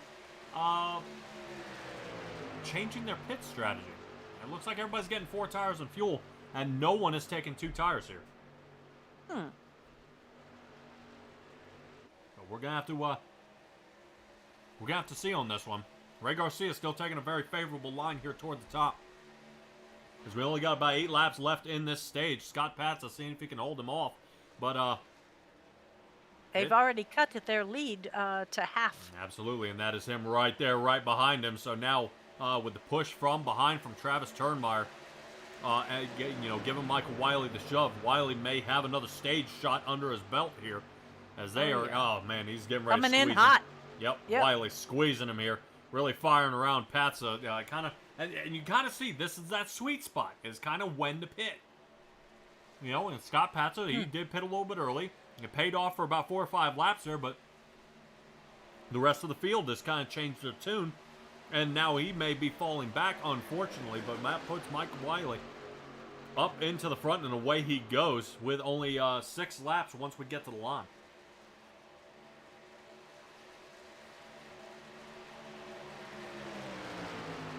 Oh, and Gentry's found someone else to push.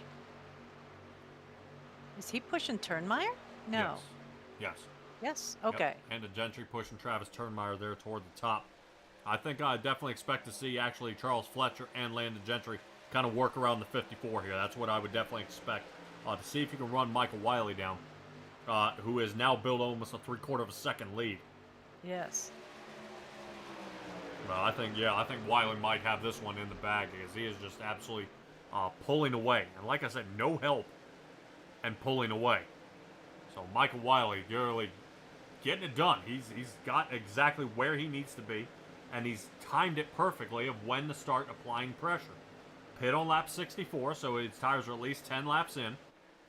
No real fall off here, but the difference between Michael Wiley and Landon Gentry is only about 0.2 of a second on the pit time, on the last lap time here. Yeah, but 2/10. There we go. 2/10 slower or 2/10 faster? Okay, 2/10 slower. Yeah. There's no catching up for then 2, 3, 4. Wiley's gonna keep pulling away. Corson, however, has a nice little time there. He's down in the 39.9s. Yeah, definitely Robert Corson, but I think he's getting a little bit of draft help from the back. Try to see if he can fight his way toward the front, but really, seeing another stage win come away here with Mike Wiley, that has got to be it's got to be a breath of fresh air. He's feeling that I've kind of got this down, I know what to do, but he's got to keep changing. Everybody else is going to say, all right, I need to start doing what Michael Wiley's doing, and go with that. Get going around here. See what the rest of these drivers can do. Really, and Stella, kind of the mindset here is now you kind of need to negotiate with yourself your teammates and kind of your crew chief of how to kind of figure out how to flip the script here. You know, I mean, once again, last lap time, Wiley and Gentry off by 0.2 of a second here. So whatever Michael Wiley has done, saving these tires, it's working. Yeah, absolutely. And before we get, I know, to me, if I'm being broadcast out here, I really want to make sure that we're broadcasting the right person in the right car. If it's not too terrible, can we pull Ray Garcia down during the stage break and ask him, because I'm looking over here at race control, and number 54 now is John Lopez. And if that's the case, then we've been miscuing Travis Turnmeyer. Ugh. Mm-hmm. All right. Like I said, I'm I think some of these guys sorry. may have some substitute drivers here, and I think that might be what's happening. Okay. I'm beside myself. Oh, man. Yeah, I don't know what to say. Yeah. I'll see if I can float over my notes here a little bit and see if I can see anything that may assist us in what's going on here. Okay. Yeah, I'm not seeing anything. Definitely not seeing anything. We'll have to see what kind of unfolds here. Mike Wiley still only having about 2 laps to go here to get this kind of squeezed here toward the end.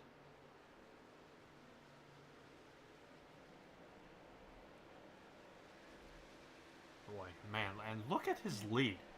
I mean, he's Yeah, at it's growing exponentially. Yeah, he's a 1.7 second lead here, and I'm just pulling away. I mean, I'm starting to run out of kind of camera angles to get this one squared away, but he's going to be our stage winner once again here at lap 80. No, that's a See, there's your next Snapchat shot. No one in the field. That's how big of a look at this. How big of a lead he has. That's impressive. 2.25 seconds. Yep. But it looks like actually during that stage, looks like Ray Garcia may have fallen out of the top 10 into 11th. Only 1 spot back, but that's okay. Yes. Definitely. Rutherford was making some moves there. I think he came up through and went 10.98. Yeah, definitely a good idea for Heath Rutherford in the 98 to kind of push his way back to the front. We'll have a chat with some of the drivers in here. Kind of see how they're doing out there. I know Michael Wiley, we had a chat with him. I want to talk to actually see if we can get a hold of Charles Fletcher. I want to see if we got anything for him down here as well. Just found another 24. Nick Narowski. This is not funny, guys. Yeah. Tighten it up.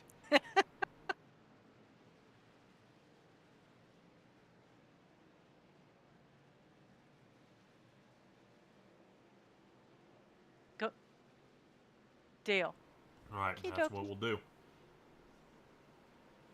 We'll kind of see what we can get squared away on this one. These guys coming down pit road. Michael Wiley going to be our stage winner once again. Seeming to kind of seeing kind of what's going on here. I'm a little curious to see what the rest of this this field has for us here so far. We're keeping an eye here on Charles Fletcher in the 67 machine. Let's see how his pit stop goes. Yeah, like I said, it may be definitely something to do here. Definitely don't want a short pit, not this early in the race. We got a couple of guys already trying to squeak out and fire out of pit here so far.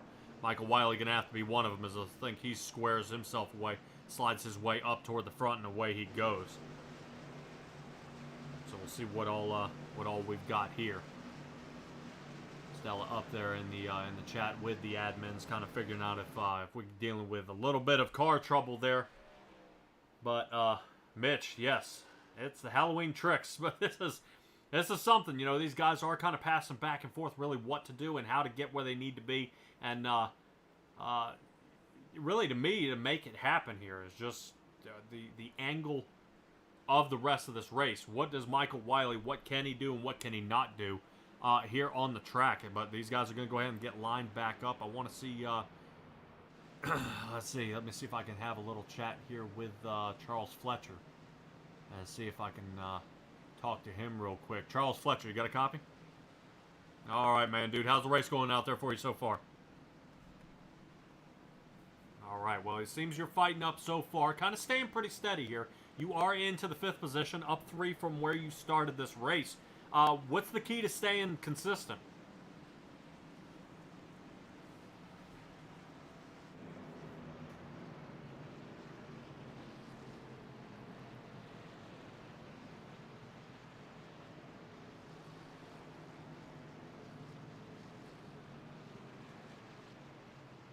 All right, man. Well, you say that, but I would also question at this point Michael Wiley. I don't know if you noticed that kind of in a ticker that you may have going.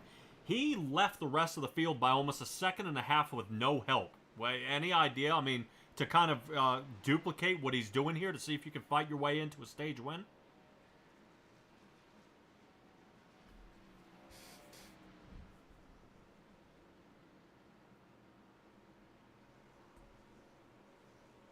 All right, Charles Fletcher, and we'll see what we can get done for you there, bud. Looks like you were on the inside line. Pace car lights are out. Let's get you ready.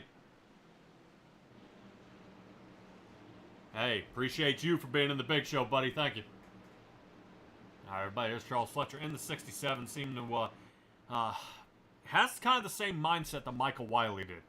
Save your tires, fight your way to the front, and go from there. But it's not that easy. You know, I would say we were looking at Michael Wiley. It was kind of tumbling around there in the backfield.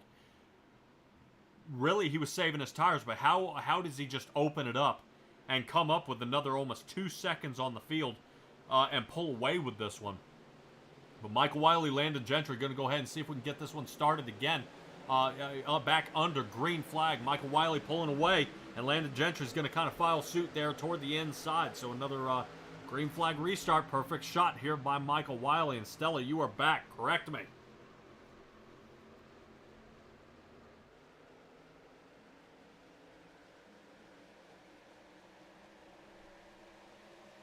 This 54 that's up here is truly Travis Turnmeyer in third. All right, so that is Travis Turnmeyer in third. Yes. The 24 that was actually showing a 54 was John Lopez, but he has now taken it to the garage. Yeah, it doesn't look good. And I think we got a couple of guys getting mashed up here into pit road. No. Whoa. Yeah, I think I... And still. Well, I think I had a little bit of a technical issue here while you were gone that something may have happened. I'm not sure, but I think I've got it fixed now that I can obviously hear you. Boy, we're definitely seeing them just pile up here. They are. Wait, sure. Let me take another look here at this one. What in the world kind of view is that? Let me roll it back here. They're trying to show all the grandstands. Yeah, I'm not impressed. I think John Kazaza here, that does not look good out of him. Oh, no. Yeah, it looks like the 15 machine got mashed up as well. Because I don't even have a 15. Good Lord. Let's see if we can take another look here. Man. Oh. Yeah, but Chucky's right there, boy. He scooched right through it. Yes, he did. All right, but yeah, like I said, I think we had a bit of a technical issue. Talking to Charles Fletcher there, he appreciated us coming on with SimTrax. Asked him kind of what his angle on the rest of the race was. Saving tires, and if he can get up there to Michael Wiley, that he is definitely going to try to figure out what line he's doing, especially leading by 1.7 seconds off that last round. And away they go. So Robert Corzine once again getting his way up into the lead.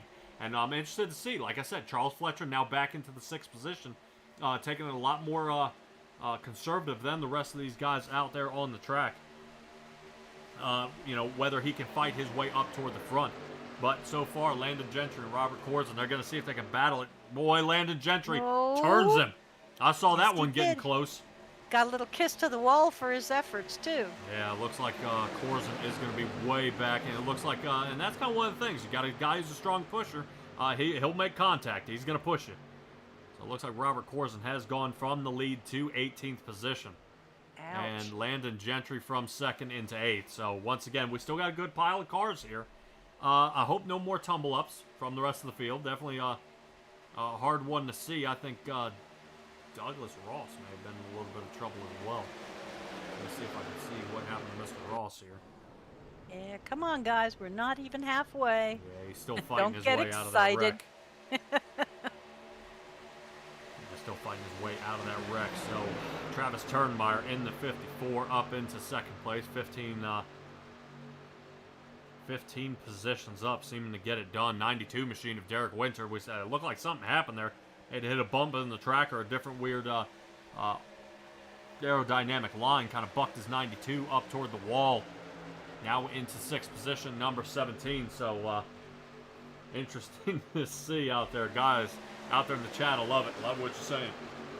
We're gonna go ahead and see what they've got going here. Really, Stella. Now that we've kind of almost reached that halfway point, you know, our next stage ends at 120. What do we do now? Do we hang back like Michael Wiley, just enjoy the draft, get a little bit of that, you know, a little bit of this fuel mileage here, and then kind of squeak it out here right before pits? Or, you know, what do we expect here? I would personally say I'm up here in the front group. I'm probably going to avoid, you know, most of the accidents if they happen, you know, further back. And absolutely, I play it cool. This is a long race. We've got another 110 laps, and fatigue and focus will end up, I think, coming into play here. I'm sorry. He just, we had a little touching going on. Yeah, Michael Wiley got a little loose into Daryl Young there. And that's kind of what you're seeing is it's just a little weird. I kind of take that, well, I almost took that line of what the 48's doing. 48 trying to make a hole here, coming out of 1 and 2. Looks like he may dial it back there and choose against it, but it's still 3 wide condition possible. If he slides underneath the 31 to Justin Coffenbach, who's fought his way back up into 2nd. So it looks like that 48 is getting ready to start turning it on and getting his way back into the lead. Once he's in the lead, he always says that fresh air is going to help. So once he gets the fresh air, he's able to kind of battle out there by himself. Will get pulled away. But look at him hanging there on the inside. Not really losing a whole lot of speed. Oof. Yeah, it looks like 31. And we kind of know the aerodynamic bubble kind of jerks you around like behind a semi-truck. Yeah, 31 had made contact with the 48 of Michael Wiley. And now Wiley's dialing it back. He's got to find a hole to slide in. Or otherwise, he's going to march way back as Charles Fletcher is going to pass him for that 4th position. Yeah, this may not be Talladega, but it definitely, the draft makes a difference. You've got a long enough straightaway to really need your partners out there. Yeah, and they're hard to find. I know the admin team here at the Big Show, they're definitely, they try to keep together and see if they can figure something out here. And I know there are at least, if I'm right, I think there are at least 3 of them here. Landon Gentry, Michael Wiley, and Charles Fletcher, but want to keep an eye out. Check out that 9 Chevrolet of Jace LaForte. Oh, he has fought his way up 22 positions and now hanging out in the 5th. Excellent. So He was far, one to so good. keep our eyes on. Yeah. You know, that we should have been watching, and I think Oh. he's nice save. Yeah, Charles Fletcher, man, something is happening there. And you kind of, I've been in it before, you get in that aerodynamic bubble, and as soon as it leaves you, or the guy in front kind of gives you air that you didn't expect, it'll yank the front end of the truck around. So that almost looks like what happened to Charles Fletcher there in the 8. In the 67, who's now moved back to 8th and is now fighting for that 7th position with Derek Winter in the 92 Toyota. So these guys definitely still battling back and forth here on the track and making a good show of it. Landon Gentry finally getting some time in the light out front with Daryl Young into the 2nd position. 54 taking a peek there toward the bottom of Travis Turnmeyer. Not really appreciating being outside the top 5 as long as not outside the top 3 either. So he's going to have his work cut out for him as he's going to want to fight his way back to the front. But man, he's still got a long way to go and we got a long race. I mean, we are 5 laps away from the halfway point and everybody's doing, you know, everybody's doing a great job out there. Out there in the chat, looks like Krober. Let's see what Krober says. I haven't seen you out here, but it looks like you did not make it out here. But you were lasking for the wrecking ball. Anthony Shook right now is running back here in the 12th position at number 51 Chevrolet. So he's trying to see if he can get around there. So Krober, man, where are you? Let me know out there in the chat. I know you were putting down some good times out here, but I don't know if anything kind of changed with your placement here in the Big Show. Let me know, buddy. So, but Would you back be up able to... Go ahead. Oh, sorry. I was going to ask if you would be able to tell me whether Ray Garcia got caught up in that last wreck. He's all the way down in 23rd. Yeah, maybe. Oh, boy, look out. Oh, Yeah, I we've already said the got an word. issue here with already things happening in the front. Boy, and it just kind of continues here. yeah, Yeah, they're it looks still like Coffin smoking, Bomb was even piling caught up. up in that. yeah. Big oh, time. Big time. I think actually Jamie Shaw and Ray Garcia may have been tied up in an accident here. Here's another one. This was kind of in the backfield we didn't see.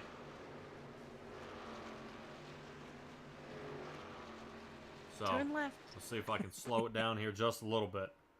Oh. Yeah. He is backwards. Everybody else is going this way. You got to turn Yep. around. Let me see if I can kind of get us a different angle here of what happened. Oh, 123 got up in a ray. Mm. All right, and that is going to bring us to our next pile up of cars that unfortunately kind of got undone here, and I believe the 54 machine may be in that one. Travis Turnmeyer. I don't know what happened here, but I think him and the 92 may have connected. Let's see if I can take a good shot of the angle of what happened here. Well, There and we in the go. meantime, Krober's letting you know that he's just had a busy month, but he will be back. All right, get him just a second. 92. Yep, see, it starts hooking everybody kind of really up in this front pile here. Oh, yeah. Yeah, Justin Coffenbaum. Boy, that's a pile up here. Ooh. All right, Home Depot made it through. Not quite. Here he comes. Oh, Maybe. oh. Nice. Man. You would have to explain that one to me. All right, let's get us back live up front. So now with fortunately with self-healing cars, and away they go. Justin Coffenbaugh is now into the 18th position. Like you were saying, Ray Garcia, we saw him get caught up in an earlier wreck. They're in the 21st now. Confirm to me that we are live. Yes, we are. I am in the process. Boy, I tell you what, I'm wearing my daggone finger out here. It's okay. We're moving around. Michael Wiley has fought his way back up into the second position, moving Jace LaForte and Daryl Young out of his way, and now he may be fighting here for that lead before we come down for our next pit stop. Definitely a good idea with Jace LaForte with a 24 position change here to kind of really follow these guys up front. The 33 and the 48 have been up front the whole time. And it looks like Michael Wiley takes no prisoners, slides his way down to the bottom, and is now going to lead Landon toward the top. But has he saved enough tire to go ahead and get it done? The 9 of Jace LaForte is going to go ahead and let Landon slide in front of him and push these. See if these two guys could get another wind up here. I expect to see the 33 to really cross him up here and try it one more time, getting a little higher view from the tower. Looks like everybody is going to calm down here a little bit, and it looks like Michael Wiley may start his lead exchange here. He's getting ready to pull away. Jace LaForte in the 9, seeing if he can do anything about that. But yeah, you couldn't have slid a piece of paper in between him and Landon Gentry in that last move. Yeah. Here we go. 9. There's the draft the 9's looking for, so hopefully he's able to kind of keep tacked onto it. He needs help from the 57 of Daryl Young here, but Daryl not interested. Going to hang on that outside line and kind of see if he can prolong the tire life. Those two look like they connect just a little bit. 57 to Daryl Young there towards still on the outside. Oh, man. Not clear yet. That was close. Still getting around. Yeah, I want to give a shout out there actually to Scott Patza. I think Scott Patza is coming down pit at this point. We saw how early he pit last time. Coming down pit now, Coffenbaugh, Graham Cade Jones in the 4 car. He is now coming down pit. That's a pretty cool paint job he's got here. Happy Halloween. Check that out. Ew. Oh boy, look at him running over zombies. That's just what I was thinking. All right. Michael Wiley still in the lead here. He's got to hurry up and get out of pit lane here to stay Pretty competitive. good at it. And here we go. Here's the top set. Jace Lafort is following along with the rest of the field to start And Young coming has down. Young has decided to take the lead for a little while, just get some fresh air. Absolutely. And especially finally get a break. Once you start getting hammering around everybody, it kind of narrows down where your preferred line would be. He's surviving here in the number 1 position. Mike Lathan in the number 8, right behind him. And 9 took your advice and went in with the leaders. Yes, he did. Yes, Jace Excellent. Lafort continued on down with the leaders. And definitely, I would probably pit if I were the rest of the field now, because these guys definitely know what's going on. Especially if you are here toward the back. Anthony Shook, Jamie Shaw, these guys are here much farther back. Last pit on lap 81, so they've got to start watching what they're doing. But Corzin says no. Corzin is not pit yet either. So now he is going to now retain the lead. Get back in his nice happy spot toward the front.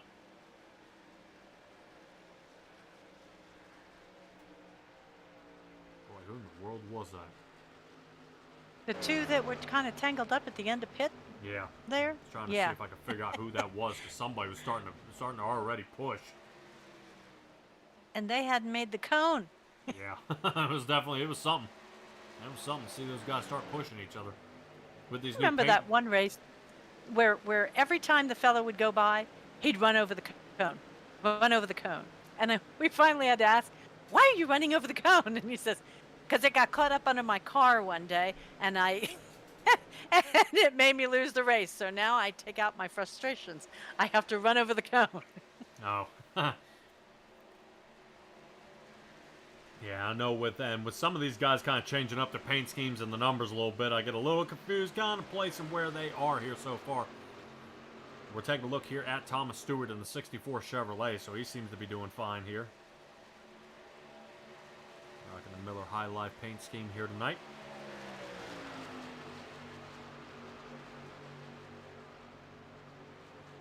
Corzin is down, and now 44 is in the lead. Johnson. Yeah, so far these guys have yet to pit. So right now, Johnson, Zach Ford, Derek Winter, and Jamie Shaw have yet to pit. Once again, the top 4 have yet to pit here. And they are starting to kind of separate each other where they are out here on the track.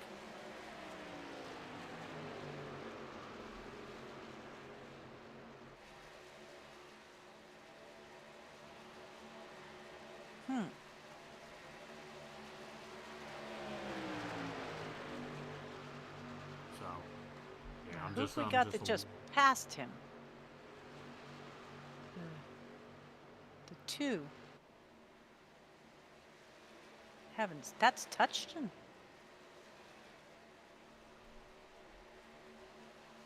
Yeah, it's definitely something kind of keeping an eye on here. At where these guys ended up, you know, how do they kind of nail down where they are and where they're going to be so far? I sure don't know. I have to go off the ticker right now because everything is so mixed up that we still have Ford and Shaw pitting at this point. Yes, and they are heading down pit now. Steven Johnson coming down, which leaves the one and only Derek Winter is still out there. Right now, Landon Gentry is about 26 seconds off of him. From what it's showing me here, now it's 21. Okay. Yeah, so the deal is like Landon Gentry is last pit on lap 103, and the separation is starting to really kind of make do, and now you see this 21-second gap. Once Derek Winter pits, I mean, we're already looking at pit lap time, or pit lane time about 45 seconds, and that's not including the 15 seconds of pit time he needs to Okay. do the tires and the fuel. So, I mean, he's almost out for a minute out of the race. So him only leading by 20.5 seconds here, that may kind of chop it to pieces here. Well, in 10 more laps, we'll have the stage caution, and if he's a lap down, he's back. Yeah, No absolutely. harm, no foul. All right, out there in the chat, do folks have to qualify for this race? In a sense, we'll bring it all the way back to the beginning, is actually you have to qualify throughout the month to be one of the fastest guys to be out here to race in the truck series. Oof. Boy, we'll rotate to that mashup there. Second, yes, they have to qualify then to get into the race here in the final, and any iRating requirements, I say no. I'm showing, no offense, Zane Touchton with a 472 iRating to guys like Derek Winter with a 3700 and Travis Turnmeyer with a 4200 iRating. So it definitely has a wide berth, and I've seen guys with less than 1,000 iRating win the whole dang thing. So we'll see how it goes. Let's see how Zane Touchton, what happened here. Looks like he connected there with the 28. Oof! Oh, Boy, I might have to roll wow, that that one one blew snot bubbles. back. That was a heck of a shot right there. Oh, That 28 machine got a good licking right there. Boy, Rincon here. That did not go well for him. Let me see if I can find a better angle of what yeah. I don't know what Heavens to- happened here. Betsy. Yeah, and kind of who fired through. I think what would be getting me is kind of him coming back up the track. Here we go. Yeah, you kind of see he's trying to gather it. Oh, on the 14. 14. Boom! 14 of Zach Ford. Nails him there. Wow. Oh. Red car. Bam! Oh, no. Yeah. Head-on collision. Yeah, it looks like the 66 machine of Sylvain Another there. victim of Chucky. Oh, boy. Yikes. Oh, no! Boom! Again. It looks like Charles Fletcher got him. Now he's rotating up the track. Just It when you thought it was continues. safe to go back in the It water. continues. Holy cow, I would be over the radio. I'm broken. Stop. Holy cow. I don't think iRacing can self-heal him any faster than that. Cry, uncle. Oh! No, you can't. Oh, boy. Well, I would probably say the admin team is going to take a look at this one. And kind of, what in the world just happened? We just caught about 5 cars in a matter of the Oh. entire turn 3 and 4 here. I think everybody at one point passed that poor man, and at least 5 of them hit him. Yeah. Yeah, it was, Oh, he is now back into the 28th position, the same number that is on his car here. That is not too healthy for his run here right now. It now puts him down a lap. It looks like just about every car that kind of connected with him is down as well. But let's rotate back up front where Landon Gentry is now taking over Michael Wiley here, and we are back under fire again. The 57 machine is not in that top rung. Let me try to see where in the world he is. What in the world am I missing here? It should be the 6 car. Young, 22nd place. Yeah, interesting. He ended up a lap down. He pit back on lap 104. And I guess as we saw him kind of mashing each other to pieces, he's now a lap down here.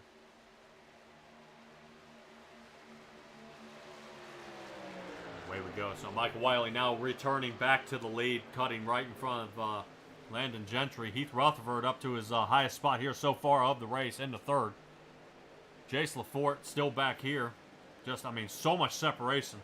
About 5 seconds from 3rd place. So he's got a friend that will be hang out with him, Mike Latham, there in the 5th position. And then all the way back in the 50s, in the 56 Ford is James Robbins there in the Ford. Good Lord. Looks like he's rocking that paint scheme. Looks pretty good. That's the 56. Yes, the 56 in the one car. Y'all are taxing my patience tonight here, Yeah. gentlemen. Definitely, it definitely keeps you on your toes. I think it's just some late entries and not being able to get through whether iRacing processed or not what car what number on the side of the car was going to be input into iRacing. Well, if I can make a request for next month, let's not do a Thanksgiving theme. So, because these numbers are just too crazy. Yeah, definitely for certain, and definitely it's something also that Ray does keep in mind, as everybody has families here and aren't able to race at certain times, and seeing with the holidays coming up, that is going to be something that is taken into account. I know we got a pretty good amount of people out there viewing right now. Guys, hammer that chat out there. We're only 118 laps into this 200 lap race. We've broken over that halfway point. These guys at least have two more before the 120 stage. Then we have another one at 160, and then it's the shootout, and it's the 40 laps to the end, and that's where we're gonna separate the men from the boys here, really, where these guys are going to place and get away. But once again, speaking of getting away, Michael Wiley's doing it again. He's now separated here by 0.6 of a second off Landon Gentry. So he is not happy about kind of seeing this really start spreading out again.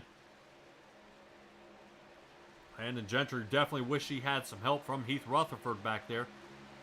Too far back. He's yeah. 3 seconds behind him. Yeah, or Young, to see if he can kind of get some separation here. I'm trying to see if we can find a decent separation gap here. As you definitely, there we go. So here's Michael Wiley up toward the front, and that is Landon Gentry slowly kind of creeping away. Trying to see if he can hold him solid, but it's not looking like it, as Michael Wiley has now made another 10th gap on him to kind of really separate this lead here.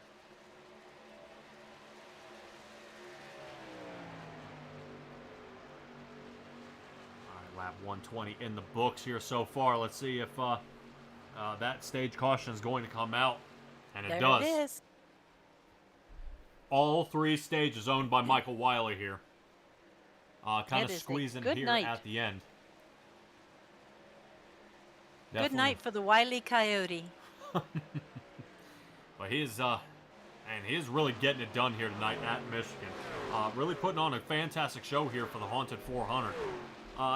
Being able to really kind of conquer Michigan. If I remember right last time, he did very, very well at Michigan last time. So it may be kind of a niche for him, as he knows exactly what he needs to do to fire his way toward the end.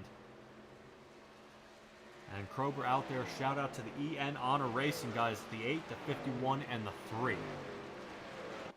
Let's kind of see the 8, the 51, and the 3.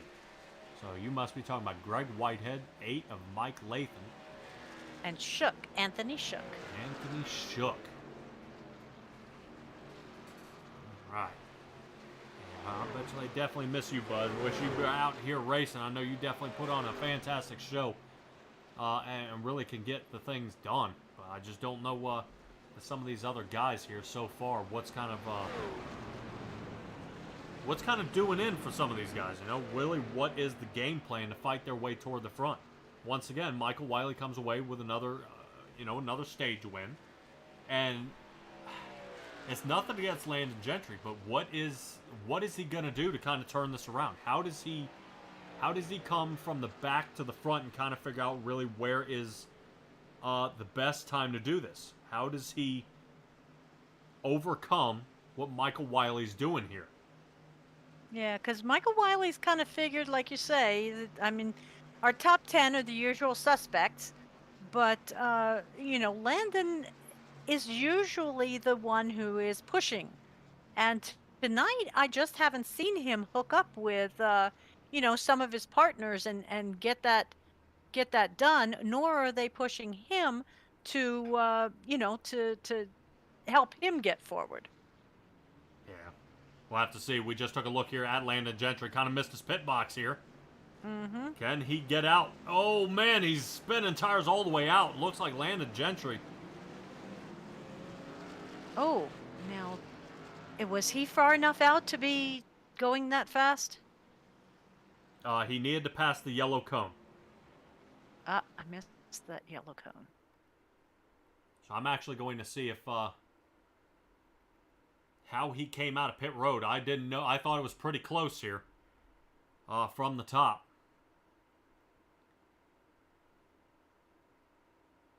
Yeah, I was trying to figure whether he or the car next to him actually made that line first, because he's...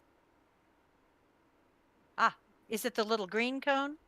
Yes, should be the end Okay. of pit. Yep. So he squeaked it out right in Okay. front of the right in front of the 98 of Heath Rutherford there. 98. So a little slide there from the beginning. We'll go ahead and secure him into this next spot. Okay, so even though Rutherford was actually in front of him further down the line, that's why Landon was able to pass him. Yep. Okay. Yeah, he beat him off pit road, but he kept sliding on his way out of pit Yeah. road. But he was able to go ahead and survive. Let's go ahead and see if we can have a chat here with Landon Gentry here in the 33 machine. Landon, you got a copy? Yes, I do. All right, man. We're really kind of an interesting race you've got going here. I know I want to harp on it too much, but let's start with pit road.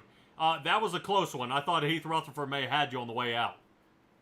Yeah, I thought he did too, but I don't know how close it was, but I definitely thought he had me. Yeah, we definitely we did take another look. Looked like you had about half a truck on him, spinning out, and especially kind of sliding through your pit box there. That could look kind of ugly. They were right there toward the end, but you were able to capitalize. But speaking of capitalizing here, Landon, Michael Wiley has won all 3 stages here so far. You've been pushing pretty well, getting him toward the front. Kind of what are we going to do to kind of shift the tides here? Michael Wiley seems to just have the right angle and holding his tires out just long enough to kind of pass you in the end. Do you kind of follow his line or keep doing what you're doing here? I'm probably gonna try to save my tires a little bit more this stage. I keep telling him I'm gonna wreck him because he keeps passing me with like 2 to go, and it's getting on my nerves. But yeah, I'm gonna definitely try save my tires a little bit longer this stage. All right, Landon. We'll definitely we'll keep our eyes out for that. Like I said, so far you've been running in the top 5 just about all night. Just Michael Wiley's just got a little more in the tank there right toward the end. So we'll keep an eye on you, bud, and keep charging your way forward. Play All right, fair. thank you. Play fair. All right, Landon. Talk to you later, bud. See ya. All right, there he is, and that is going to do it for him. Let's talk to actually Jace LaForte here and see how he is doing. Jace, you got a copy? I do. All right, man, dude. How's the race working out for you so far? It's doing great. All right, well, some good wreck avoidance so far and good pit strategies. You are now up into the 7th position, 20 places up from where you started. Is this kind of, I'm assuming this is really all along the lines of what you wanted to be happening here tonight. Absolutely. This is where I am comfortable with. Had to avoid, like you said, a lot of wrecks. I was involved in some, but with the strategy that our team has provided, I've been able to keep it in 7th and keep it in the top 10. All right, man. Well, still good, good job conquering the rest of the field here. You got a lot of strong guys in front of you, and I did see you following Landon and Michael Wiley. Anything to kind of take away from their race lines here for you to continue to improve your way to the front? Honestly, with the way that they race together, hopefully I can sneak by them when it matters most.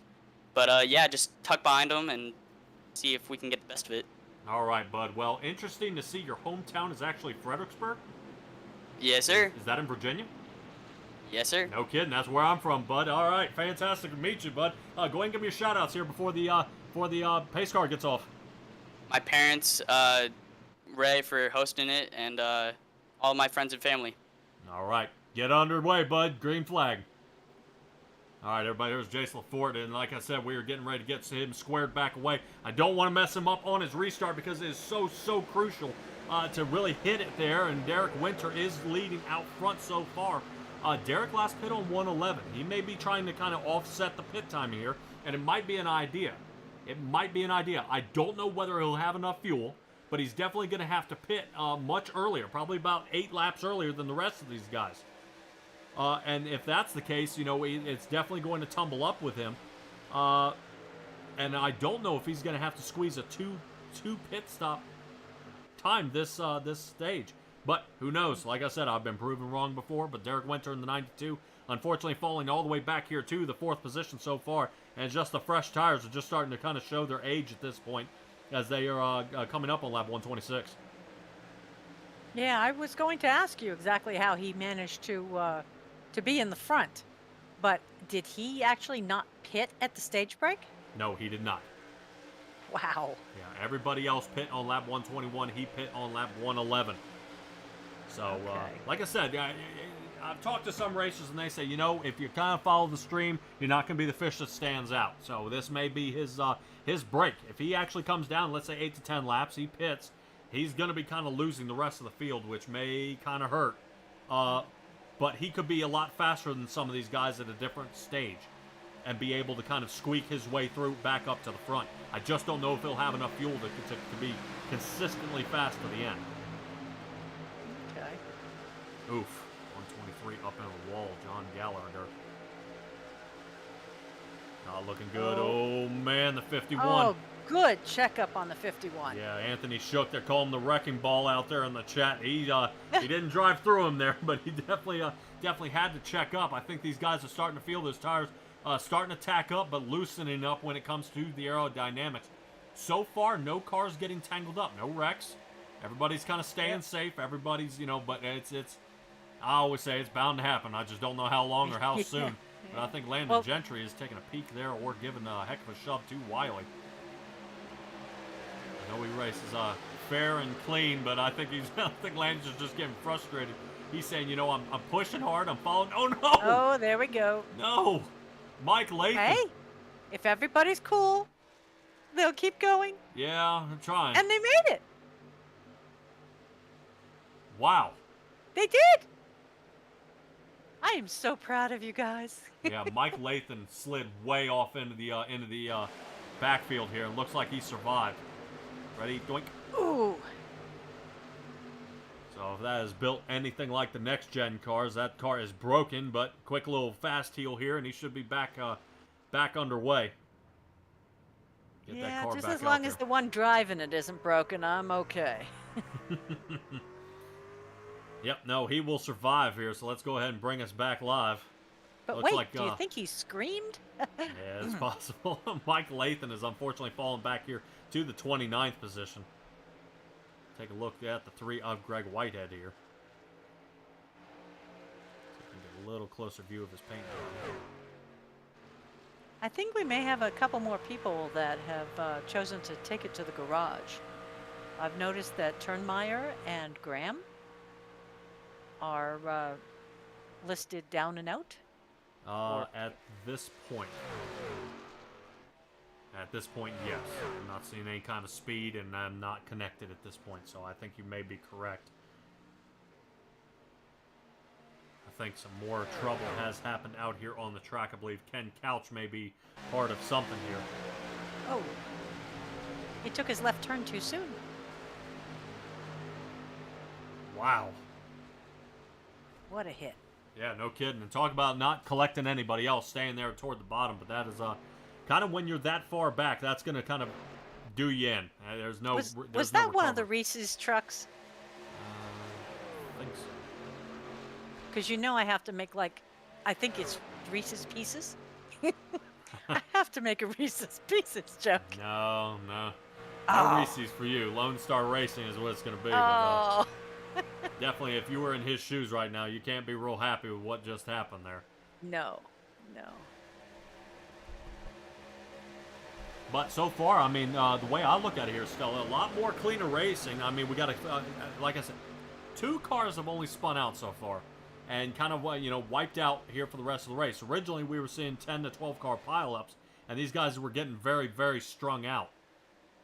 So these guys are definitely kind of. Oh boy, here we go. Don't shh.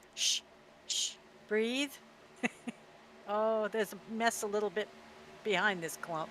Yeah, I'm kind of taking a peek at what's going on. Looks like Ray Garcia and John Kazaza may have been caught up in something. Let's take a look. Uh-oh. And I'll tell you what, Ray Garcia just can't get a break here. Not tonight. No, not at all. It just seems he cannot figure out where he needs to be to get out of there. because the troubles just keep going. The troubles just keep mounting here. And I hate to see it for him, but he's still got a long way to go to fight his way back to the front. Fortunately, there will be one more break at lap 160. So at 160, these guys will have to pile their way back through and try again. But the 90 and 98 there, boy, that's Yeah, gonna be close. Koffenbaugh actually is driving pretty aggressive right now. He's pushing, he's zipping, I think the people around him might be getting a little scared. Well, definitely you're getting caught up in so many incidents here. You're getting tired of it, and you notice the more dangerous it gets is the farther back you go, or the more cars around you. So Yes. him being a lot more aggressive, fighting his way toward the front, may be a good idea. But in hindsight, we've seen what it does for Michael Wiley, and you know, being conservative means being fast and leading. But so far, Michael Wiley hasn't really been under fire a whole lot here to really be concerned. And we have a new player, 44 Johnson. Yeah, he's actually up 28 positions here so far, hanging out in the 3rd position. A little clip from the wall there. Whoa. You saw Landon almost jerk there a little bit. Got his head on a swivel for sure. But 33, look at Landon Gentry kind of riding up the track there a little bit. I wonder if that more aggressive line is starting to kind of take its toll here so far. As we talk to Jace LaForte, fighting his way there. And 44, does he have enough speed? 33, so as Landon Gentry says, nope. I'm going to go ahead and duck on my up to Take the your top. spot. Yep. Yeah, but we're going to see the 44 make a hole. There he goes. Slides in front. Landon Gentry says, all right, well, if your spotter says you're clear, I guess you're clear. Wow. Yeah, that was definitely close. Parallel parking on a racetrack at 180 miles an hour is not the easiest thing to do. It I looks like like Jace LaForte is getting some kind of loose here because now he's unfortunately starting to kind of get a separation, about 0.3 of a gap here off the back of Landon Gentry's bumper. So he's got to kind of straighten that race car up here and get it flying right. I'm assuming about lap 142 to 147 is kind of when we're going to see these guys having to come back down pit again. So these guys are really going to have to push and figure out how to outsmart Michael Wiley, because right now he is dominating this entire race. And I know Michael Wiley, he puts a lot into the big show as well. And we'll see what all he can do. You know, I want to mention that Michael Wiley out there donates to the big show as well. I believe he donated his stage win from last run, and he put some money forward in donations as well for the big show for these guys to come out here and run. And of course, we really appreciate that, kind of a real awesome team player here, being able to kind of come out here and be able to race for money each and every month.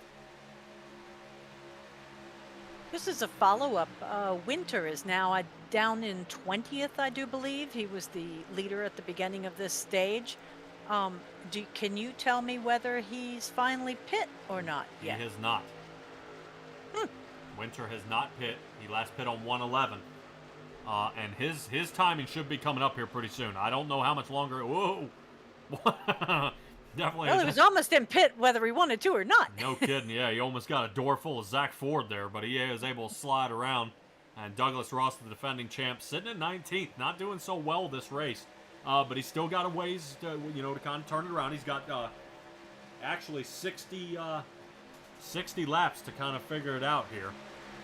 Douglas Ross in the 25 machine. Hopefully we can have a little chat with Douglas Ross in a little bit later in the race. And we'll kind of see what all he's got going on so far. Michael Wiley still in the lead.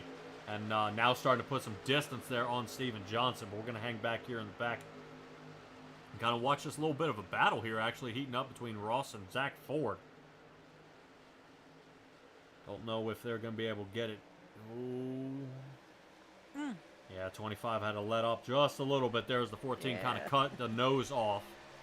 Cade Jones there in the 4, so it looks like hopefully he's not looking to run anybody else over. I get up that on the highway sometimes. Why do they do that? They decide they get in front of you, and they've done such a nice job of passing you, and then they let off the gas. Like, I'm finished passing. They forget that the momentum isn't going to keep it all going. You got to mash that loud pedal. Yeah, and that is exactly what they're doing. Special Michael Wiley here so far, and I'm interested to see during his pit stop. And does he stick with just 4 tires, and you know, and kind of being able to stay out front? 4 tires with a full tank of fuel will make it happen. But I think Michael Wiley might be on fire, as they are starting to kind of bunch it up a little bit. Steven Johnson got him for a second there, a little less than 1/10 of a second off the lane. Yep. But it looks like no dice. He's going to go ahead and drop back and be A-OK.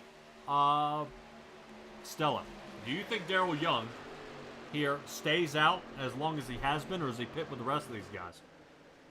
I would like to see him pit with the rest of these guys. We're getting down to the wire here, and you know, it to me it's like investing, I guess, or something. You know, you as long as you don't cash it in, you don't lose. But you don't have that much time to make it up now. Yeah, well, definitely. I mean, it's nothing against Daryl Young here. I just don't think his pit strategy has been working here so far. You know, I know he's kind of been hanging out an extra couple of laps, but it's sending him all the way back to the 15th to 20th positions back there. Right. And he's a fast driver, so he's really got to kind of, land a Oh. Gentry into the wall. Oh. But Survives. Young managed to save that and is now in 3rd place. Whoa. Whoa. And it looks like I think he collects Corzin. Yep, they caught Robert Corzin here, and Corzin got the most damage sliding so far into the infield, and Robert Corzin's going to be way, way back. Oh yeah.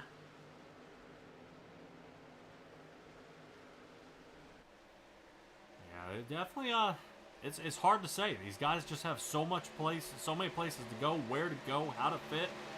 It's just, not how you want it to end here. Yeah, but this is like real racing. You know, it's you've got to have that kind of strategy. It's not just, you know, pushing the gas and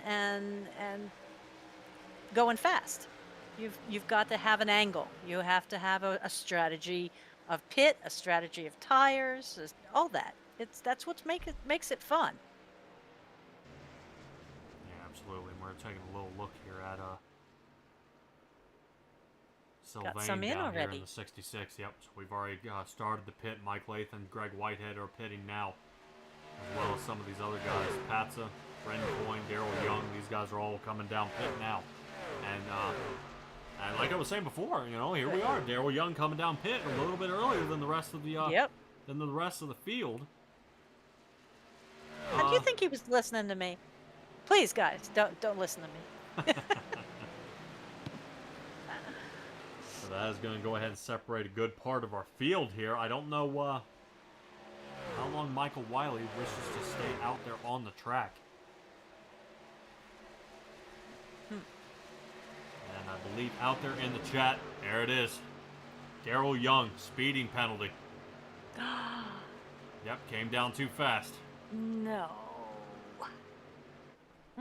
So that, from the angle from here, that's going to do it for him for this Yeah. stage.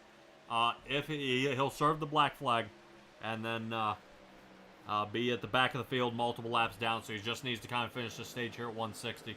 And then he is going to have the hard charge to the front.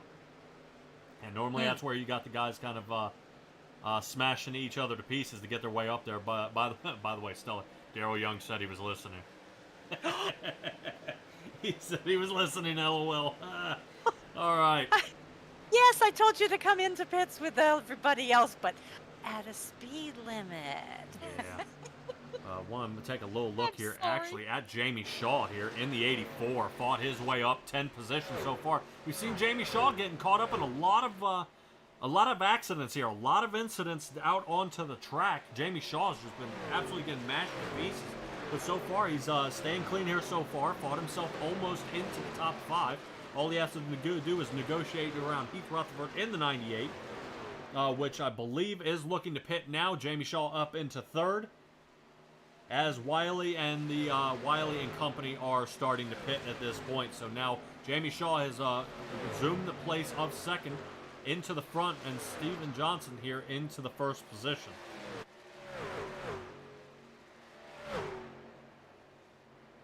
Okay, and I'm looking at Ray Garcia in 10th, who I presume has not pit. And what strategy do you think he's coming up with here? Well, Excuse me, he's in 5th now. well, definitely. The rest of his admin team is pitting. Right. You know, especially looking here at the number 8. I believe the number 8 has already pit as well. Mike Latham, pit on lap 143. So he is that 8 is getting ready to kind of leave him in the dust here. Ray may be kind of looking for an open pit road situation here, not to go in there and kind of get mashed up with the rest of the other drivers trying to squeeze his way in. But we'll take a peek here. Ray Garcia. Yep, here he comes.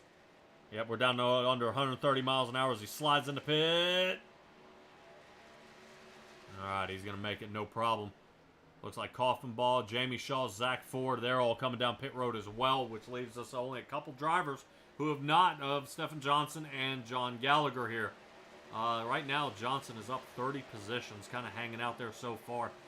And from the outside looking in, the 10-lap shootouts of the stage doesn't seem to really work. You got to figure out really where your best fall off is so far. And once you kind of break that 1 second fall off, you need to pit. Because once you get past that 1.5 seconds, 1.8, it just keeps multiplying, and it's not doing you any good. So we'll see, you know, if I kind of get, you know, put a foot in my mouth here to see what these guys kind of negotiate doing here. I want to keep an eye on James Robbins. You know, James Robbins last pit on lap 141, and he'll actually be one of the first pitters. So, yeah, I know. Interesting to see. But James Robbins and Wiley right here, these two battling out. Wiley last pit on 147.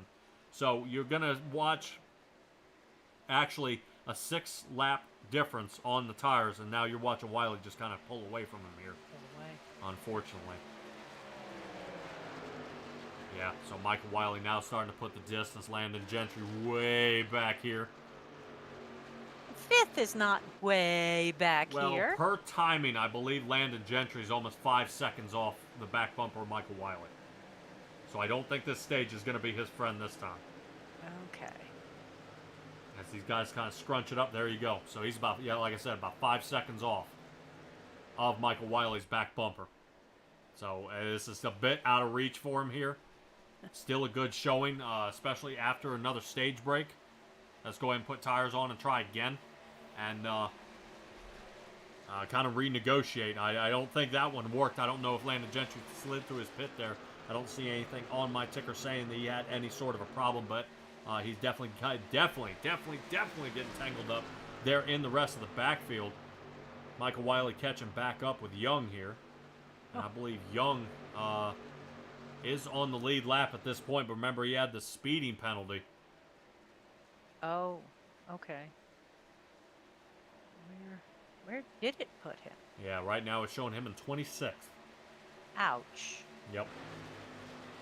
As Michael Wiley goes ahead and negotiates, works his way around the 57 of Daryl Young, which is going to put Daryl Young down a lap here.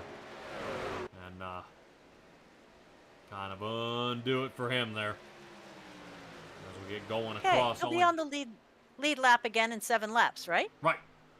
Okay. Right, but unfortunately you can't undo positions. You know, he's not going to be up here in the top 10 where he was. He's now going to be in the back 20. So, yeah. Better than the back 40. All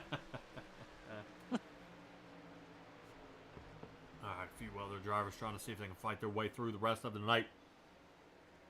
We are actually going to tune in for how about track time? What do you think? You want a sound session here? Sure. All right, I'm feeling it. You know, kind of get a little decent sound of what Michigan sounds like, and these guys kind of zipping around here. We'll kind of be quiet here for about probably till about lap 157 and a half maybe, and then we'll come right on back. But we'll let you go ahead and crank up your stereos here. Yeah, make it loud. And that way you guys can hear what's going on.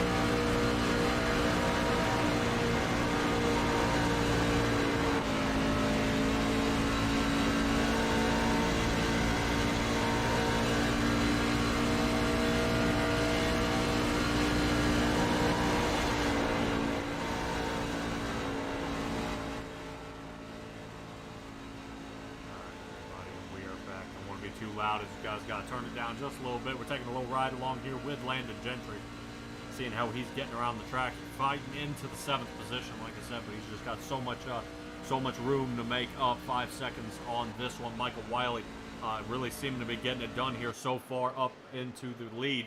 Only 2 laps left to go ahead and hold this one out, and no one is around him by over a second and a half. Scott Patza, he last pit on lap 144, about 3 laps earlier than Michael Wiley, and it's starting to kind of cost him dearly to reel this one in here, Stella. And it's interesting to see that Michael Wiley has dominated not 1, not 2, but all 4 stages here. Yeah, because he's half a second away from winning this one at 160. But we have somebody new up here in 10th position, number 28. That's a new Yes. name for tonight. There should be Rincon there. Yeah. Yeah, he's seeming to getting it done. He's the one we kind of saw rotating up the track, getting hit by every single car. Oh, really? Yeah, he was the one getting And he's mashed in to pieces. 10th? Yep, he is. That's wonderful. Yeah, he has survived, kind of rocking the Dale Earnhardt paint scheme here. This is getting around. That's a nice costume. Oh, I got you. We are coming up, and that should bring us to another stage win here by Michael Wiley as he crosses the finish line here. I wouldn't say this is a...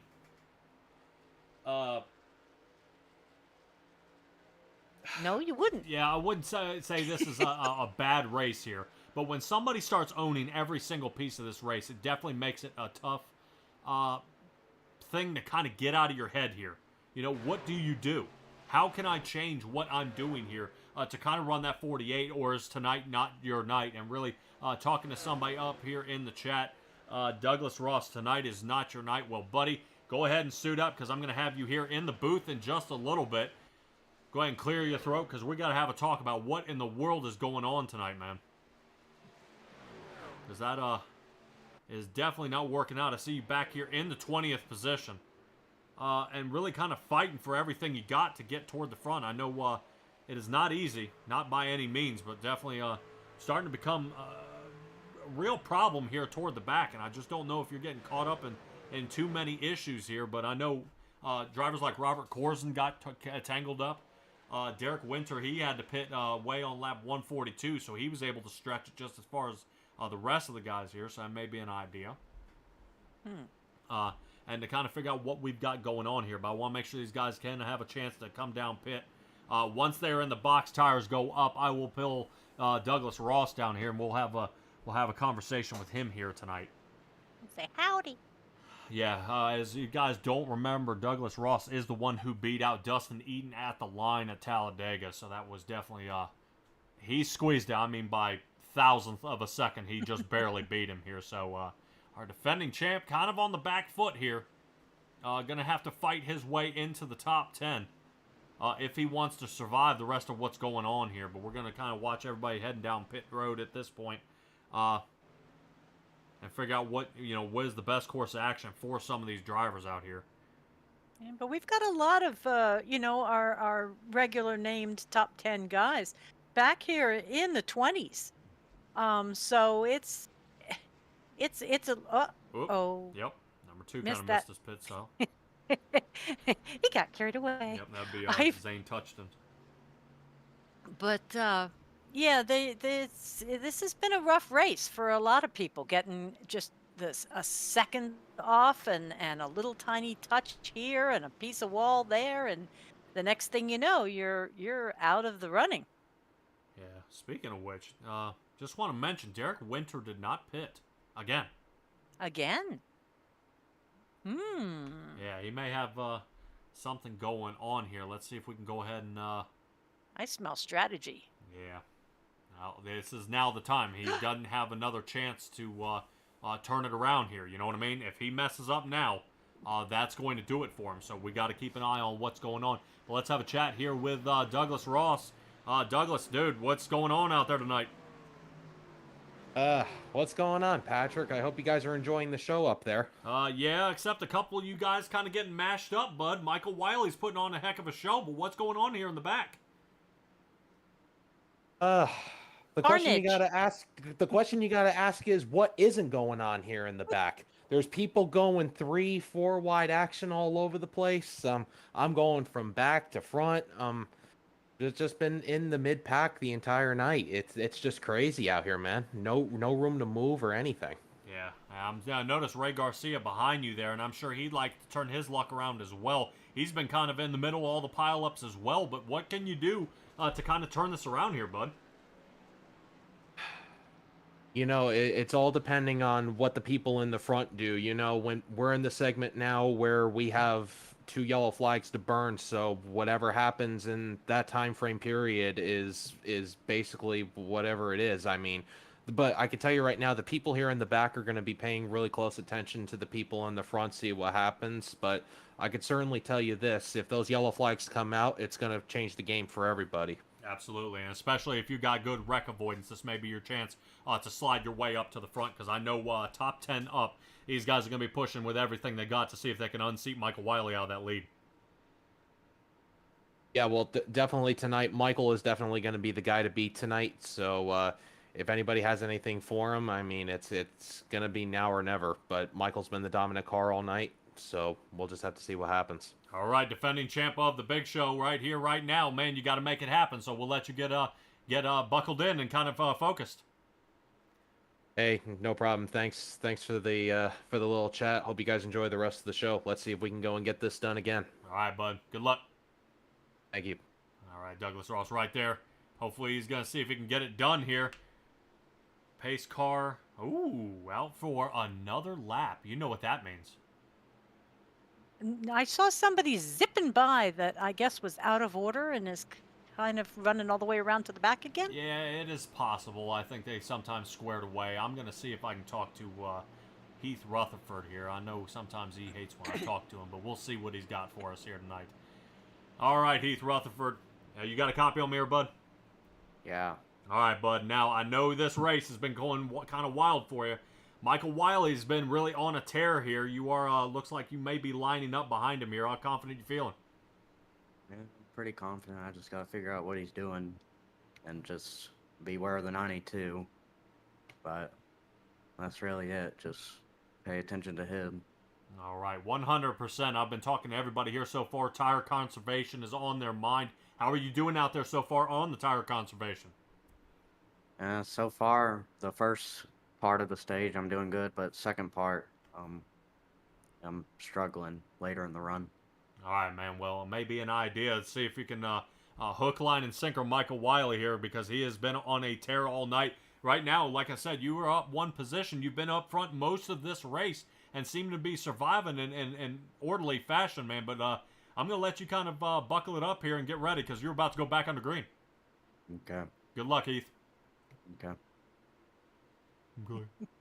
All right, let's go ahead and get this off. It looks like that pace truck is starting to work its way off the line here. Well, that was the most civilized exit of a pace truck I've seen so far. Usually they take a left turn so sharp it'll whiplash you. And here we go, back under green. Derek Winter, Michael Wiley here in the front. Gotta love a good stack up of cars here as we get back around. Looks like Derek Winter is going to go ahead and hold out in front. But Michael Wiley on the fresher tires. We'll see if he's got anything for us. Derek Winter last pit on flat 142. The rest of everybody else 161. So Michael Wiley knows that and looks at his ticker. Definitely his crew chief saying, hey man, we may have the tires for this. Go ahead and get our way pushed around. So the 98 of Heath Rutherford will follow along with the 48. Oh boy. Yeah, Heath Rutherford having a little trouble kind of staying hooked up there. Yeah, he's kind of weaving around a little bit here. I'm wondering if, he's starting to leave a little bit of that aerodynamic bubble, blocking the 44. And as we are 3 wide right now in the final stage, if the top 8 come into an accident, we get a caution. We're going to go into a caution. And right now, we might be kind of playing around with one here. Heath Rutherford in the middle of Scott Patza and Stephen Johnson here in the 44. Boy, that's going to be tight. Let's see how they go ahead and negotiate. Turn 3 here is Heath Rutherford doing everything he can to stay in there aerodynamic. But now Landon Gentry, he's going to slide into the middle as well. And we know Landon, he can turn into a pinball when he wants to be, as he goes, keeps charging his way toward the front.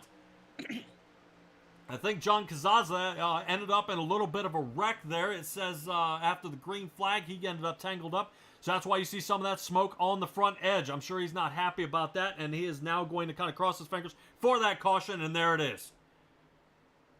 Oh.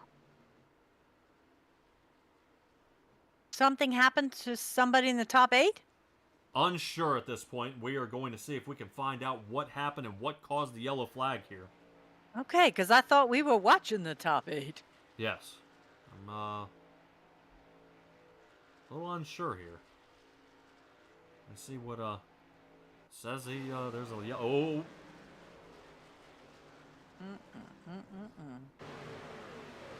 Yeah, we're looking at the 15 of John Kazaza here getting kind of blown to pieces. Let me see if I can find a little better angle of this here, ladies and gentlemen, because it was kind of an ugly wreck here, and I don't know 100% how exactly how this kind of unfolded here. I know this was a wreck here in the back half. I don't know kind of rule-wise what this means, not being in the front, but let's take a peek here. Maybe they thought if it involved 8 cars, they would call a caution All instead right, of looks just. like Mike Lathan here. Yep, looks like Kazaza got up into Lathan. There's the 3-car nailing him. 3-car Greg Whitehead. And really what you're seeing is a lot of these admins back here just kind of getting mashed to pieces. 66 car. 6. Yeah, not good. Boy, like I said, 80. Oh, right on his lid. Yep, looks like Ken Couch here. Looks like he's playing a little bit of Tony Hawk there onto the Yes, the the fence. sidewall. Hopefully he flips up onto his tires here. Let's kind of roll us through Not the final yet. half. Yep, he does. Nice. There it goes. Now bring us to our first caution here of the night. Yeah, interesting to see. Now, in your position, you know, kind of from the outside looking in here, you know, if you are Derek Winter, do you pit? Absolutely. All right, well, right now he has said absolutely not. 142 is the last time he pit. Wow. Yeah, he's hanging out in the 12th position. He's unfortunately dialed way back here. And he's going to be kind of fighting for his life to kind of retain that position. Yeah, I understood his logic, and he had a ghost of a chance, but now I do not.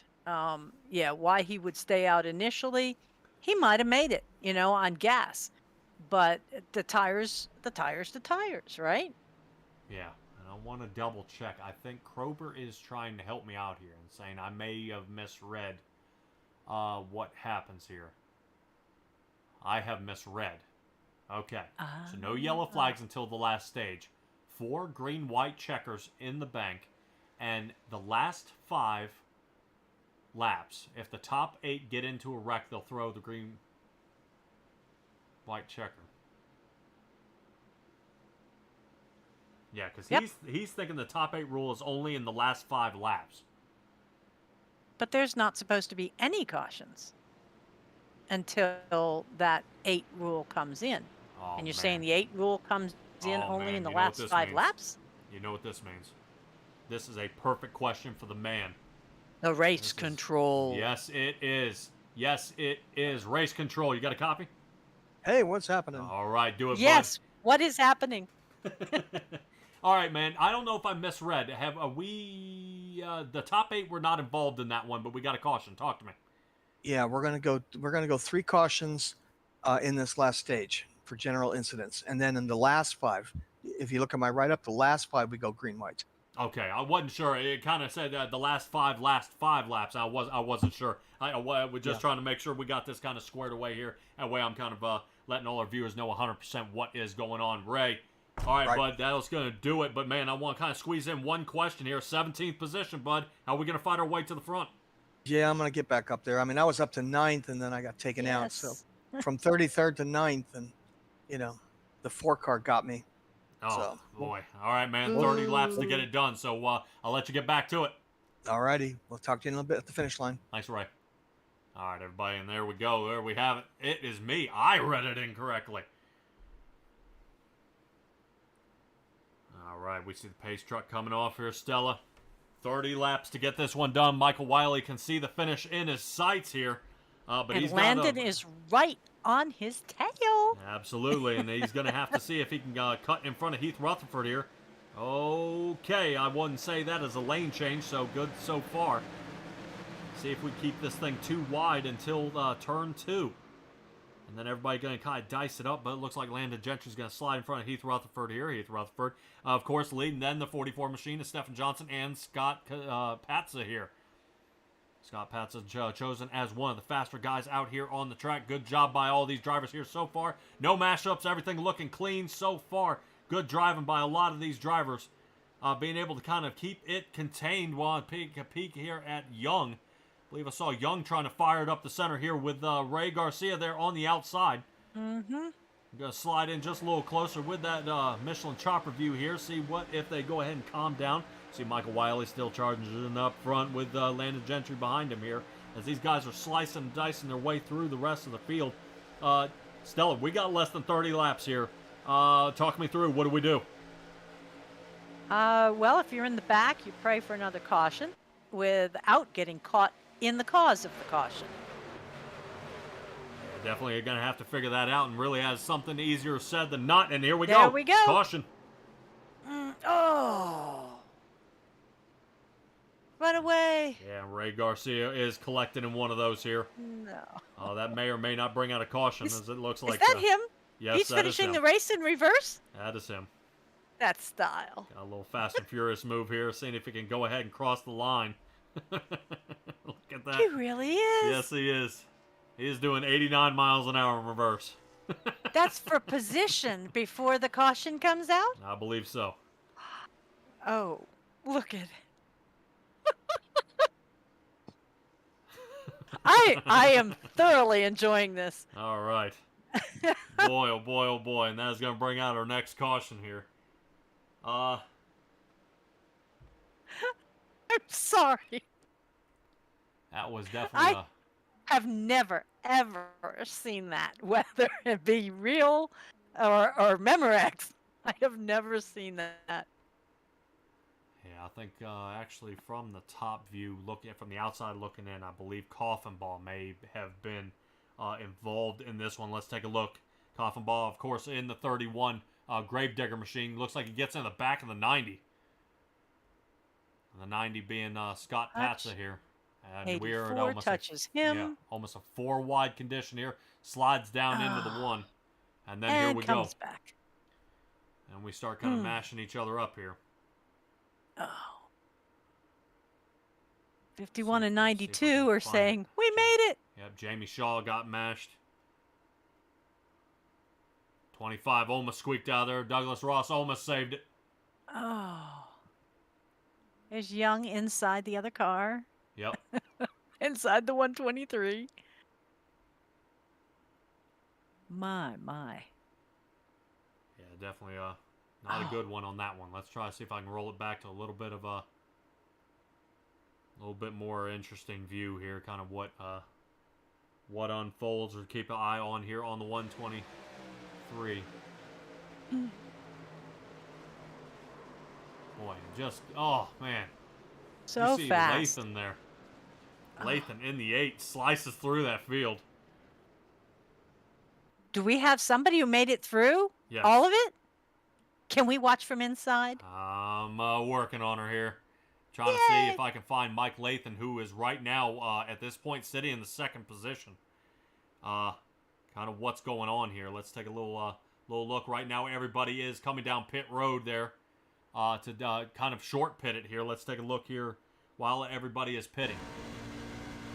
It should be Mike Lathan coming up into turn 3 and 4 where the carnage begins.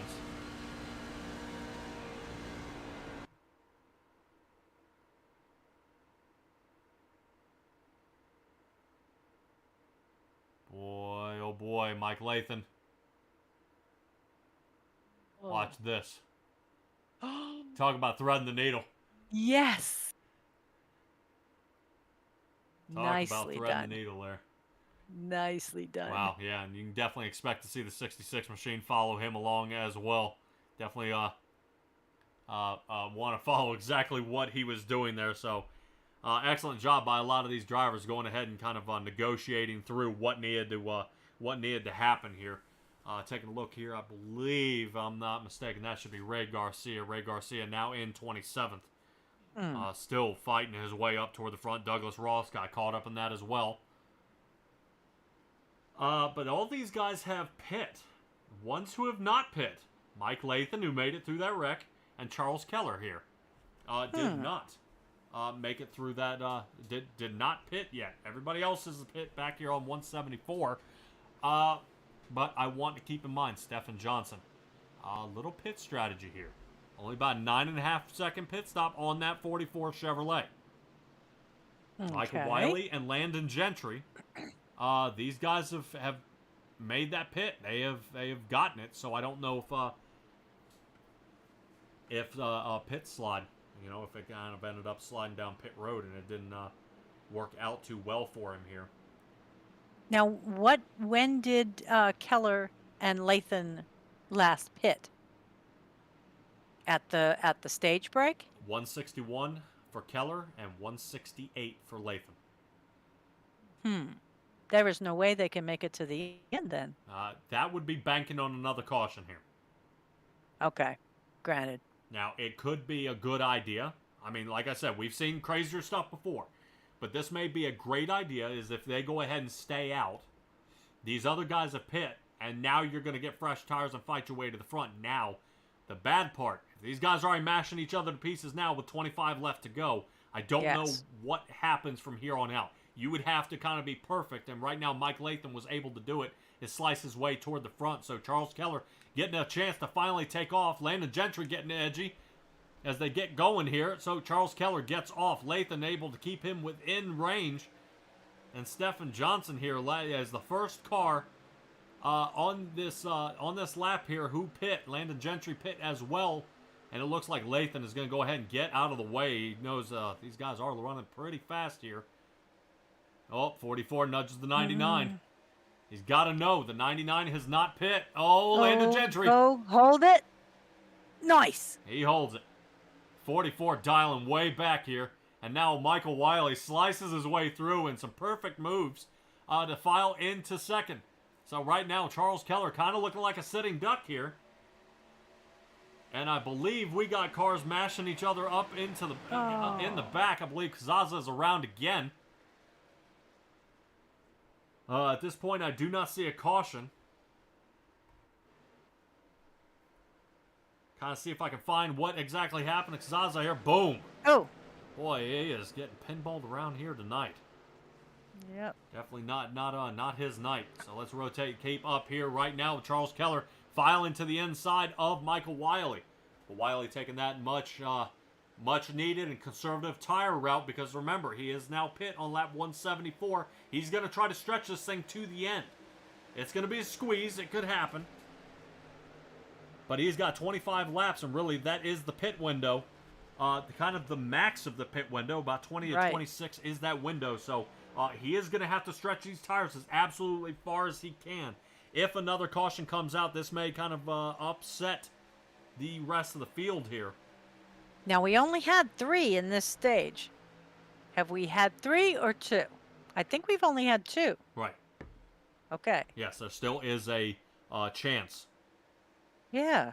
I'm surprised they didn't throw one in the last one. I guess they were able to get out of the way in time Yeah, or maybe a before little they too came far around. back. I know Kazaza back there was getting kind of put through the ringer in the backfield. Mike Lathan here on the outside. I kind of want to keep an eye on him, one of the guys who hasn't pit yet. Getting ready to squeeze a 3-wide position here. If that 51 keeps driving his way in, Anthony Shook seeing if he can slide his way toward the inside. Boy, that's getting close. Here they come. Little wiggle there from Mike Lathan. I think he thought he had a little bit of room there on the inside of the 64 of Thomas Stewart, who's battling for the 6th position, seeing if he can hold it there. And he does not. And Anthony Shook now has it, and away they go. Charles Keller is now taking the lead away from Michael Wiley. But watch Landon Gentry. The 2 admins here are going to start pushing their way to the end here. And see if they can get another lead lap for Michael Wiley, and he does. Michael Wiley definitely pushing his way toward the front with only 20 to go here. Landon Gentry on the outside of the 99 of Charles Keller. So far, so good as the 51 of Anthony Shook. Now starting to really open it up here. Anthony Shook in the 5th position, up 13 from where he started. Gets a little nudge there from Heath Rutherford. Heath Rutherford on the outside right rear panel there, but now he slid up into the inside of the 44. Stephen Johnson there, 33 of Landon Gentry is up into the wall. And now we're going to watch the wreck avoidance from some of these guys in the back. Landon Gentry still falling backwards, 15th and back. So Landon Gentry survives any kind of accident here, but now he's watching a sea of cars from in front of him. Wow, I do not know exactly what set him so far up the track. Maybe a little nudge there toward the outside. Kind of went up and gave a kiss off that wall there. Didn't know if And that was enough. yeah, just enough to send him toward the back. The damage until the car self-heals itself will continue to march him back, but Landon Gentry has a full 14 cars in front of him at this point. A solid caution would do him some help, but not at this point, as Heath Rutherford is still battling to try to see if he can fight back into the top 5. And now we've got a wreck of the leaders here. This is going to bring out a huge caution, absolutely no doubt, as the entire field is getting mashed to pieces. We are still getting hammered. Guys. Still under green flag.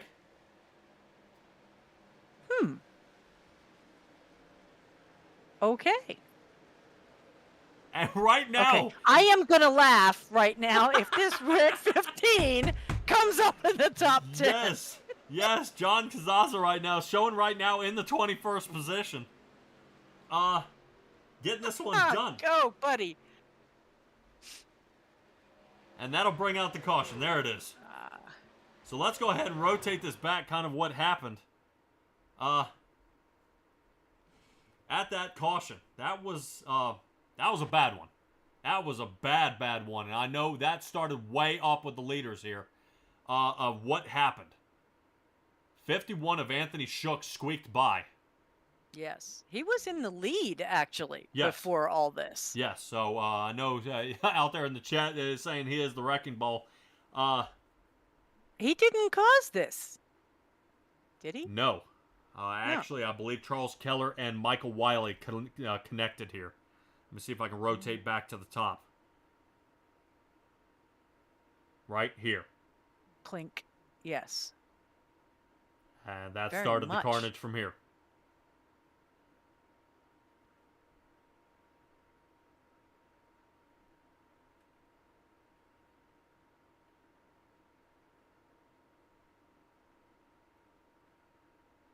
Now, I have to know, did Landon Gentry get caught up in this, or was he just so fortunate to have gone all the way back to 14th to be able to avoid this? Because he would have been right in the middle of it. Yeah. Just kind of slow-mo in here. We'll actually rotate back to Landon Gentry and kind of see how he sliced his way through. This is a great chance for Ray Garcia up 26 positions into 7th. There you go. So he was able to actually survive that one. Let's go ahead and take a look at where Landon Gentry, how he was able to kind of get through all this, and you wouldn't believe it. He did it. He got through. Did he? Yes, he did. All right, we're taking a look here at, let me see if I can get a little closer view. 33 here, so you see him there with the 92 and the 1. Yes. Let's go ahead and pull it back out again from a different view. So you see them toward the bottom. Let's take a watch. Yes. And here they go. Hit the wall. Keep your eye on him. And... Slides through. Well, he's thanking whoever put him in the wall a minute ago, because this worked out very nicely. Yes, it did. Right back in the top 10. Want to make sure we go ahead and talk a little bit about what is happening right now. A huge pit stop right now is happening on pit road. These guys are now starting to file in and figure out who is coming and who's not coming. Right now, the only one, Randy Schweitzer there in the 78 did not pit. Everybody else did. So now the shakeup is happening here on pit road. Looks like Anthony Shook, Robert Corzin has decided to pit. Little short pit for him has now slid him up into the 3rd position. At least where he started here so far. Mike Lathan in the 4. Looks like Landon Gentry in the 5th. Lafort in the 6th. Greg Whitehead 7th. Coffin Ball in the 8th. 9th is Heath Rutherford, and 10th, Derek Winter. Now, I want you to keep in mind, this is exactly what it looked like with Timothy Pope winning every single stage except the final one there at Charlotte. Here Yes. we are at Michigan, and our leader for the entire race of Michael Wiley back here into the 21st position. This has got to be absolutely heartbreaking for that 48 Ford right now, and he has got to figure out how to turn this around. I don't know what he can do, but he's going to really have to negotiate on this track of what is most important right now. Seeing that Michael Wiley pit on lap 185, I definitely expect to see nothing but floor. There's no such thing as a brake pedal. You're going to be lucky if he even moves the left leg to clutch it for the gear. I think he's going to hammer this thing all the way to the front because there is no reason this should have happened. You know, there was definitely a mix-up there kind of undoing itself here at the race. So, you know, here toward the end, as these guys are double stacking here, I don't want to cause any kind of commentator's curse on him as well. He's going to have a lot to really get away with here. But I want to have a chat actually see if I can find the 66 machine here, and let's kind of have a little chat with him. Let's see. And when we come back, we're also going to need to take a look at that top 10 again because we've had a few shifts out there. All right, we'll take a look at it. Number 66 machine, you got a copy? Uh-oh, come on. Come on, Sylvain. Come on, bud. Talk to me. What's up? There you go, bud. All right, man. Dude, all right. Tell me how you say your name properly before I keep butchering it all to pieces tonight. It's Sylvain. Okay, good. So I am saying it right. All right, man, yes. dude. Oh, then hit me with the last name. Seguin. Seguin. All right, man. Well, dude, real quick before you go back under green, you think you're going to be able to get a solid top 10 tonight? I'm trying. I just got to avoid these racks. All right, bud. Well, you got 14 laps to get it done. I'll let you get back to it. Thank you. All right, we definitely tried to squeeze him in there. We should be back under green. Yes, we should. All right, looks like Randy's going to go ahead and lead the race here tonight. Haven't had any talks about him tonight in his 78 Chevrolet. Hopefully he is able to stay out here a little farther than with Corzine and Gentry. Gentry actually the only survivor of the top 5 here so far that have made it. Anthony Shook there in the actually falling back to 5th. And definitely out there, Mitch, in the chat. That was an insane crash. There was, I think, only about 6 cars that did not get mashed up in that one. Unfortunately, like I said, these guys being self-healing fast repairs. What in the world? Oh, no. Robert Corzine, what happened? I have no idea. What happened? Mechanical failure? I have no idea. That just... I'm going to roll it back. You know what? I'm going to roll it back. Let me Yes, figure out please. what happened here. Because something happened with Robert Corzine up here toward the front, I thought.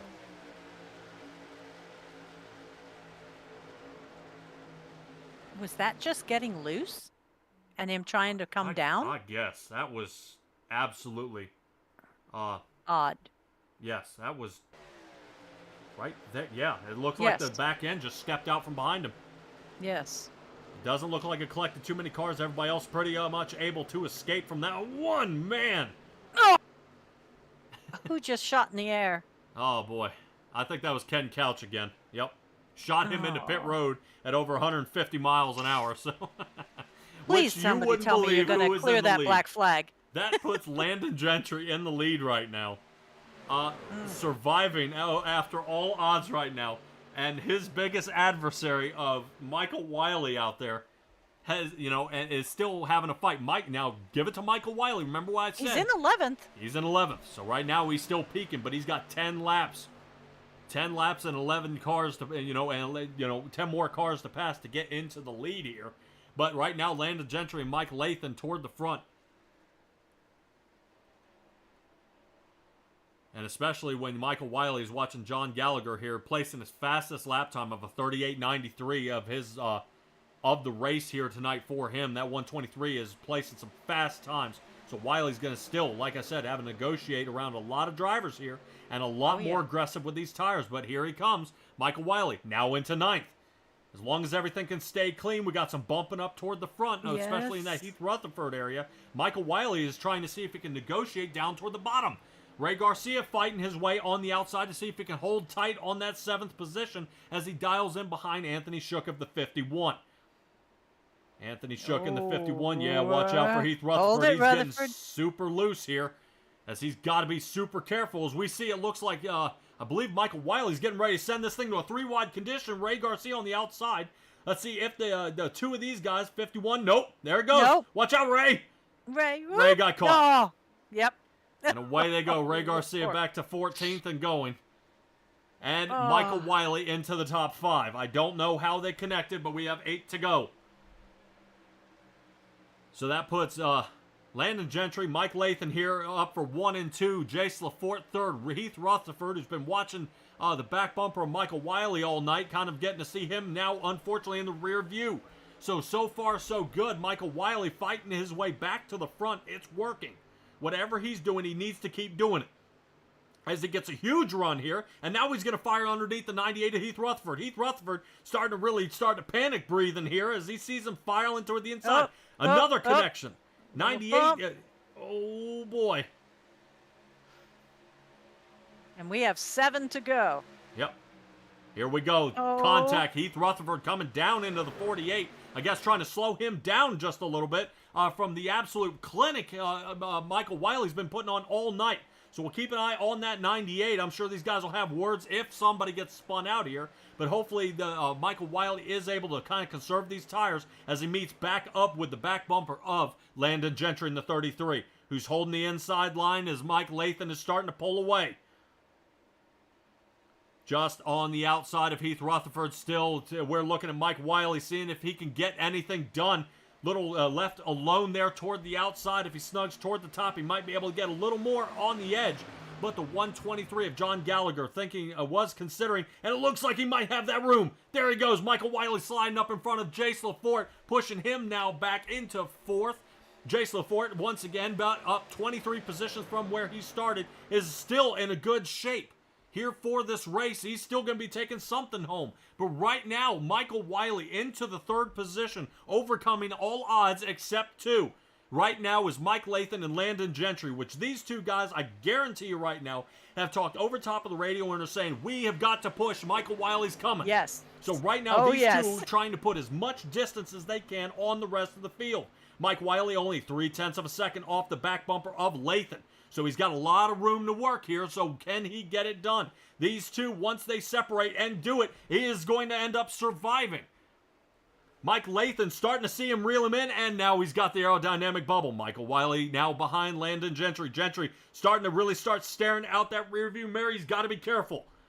The 48 machine, that Ford is really making a tear right now. Chevy, Toyota, Ford, 1, 2, and 3 making it happen. Mike Lathan overcoming all odds as well as he fought his way through a caution flag wreck, and he made his way through. Now he's leading. But he last pit on lap 185, and there isn't a soul up here, at least in the top, I believe, 20 cars that did not pit on 185, so the playing field has been leveled. But Landon Gentry dials toward the bottom, and that may be his mistake, as it looks like Michael Wiley's dialing toward the outside, and now here he comes.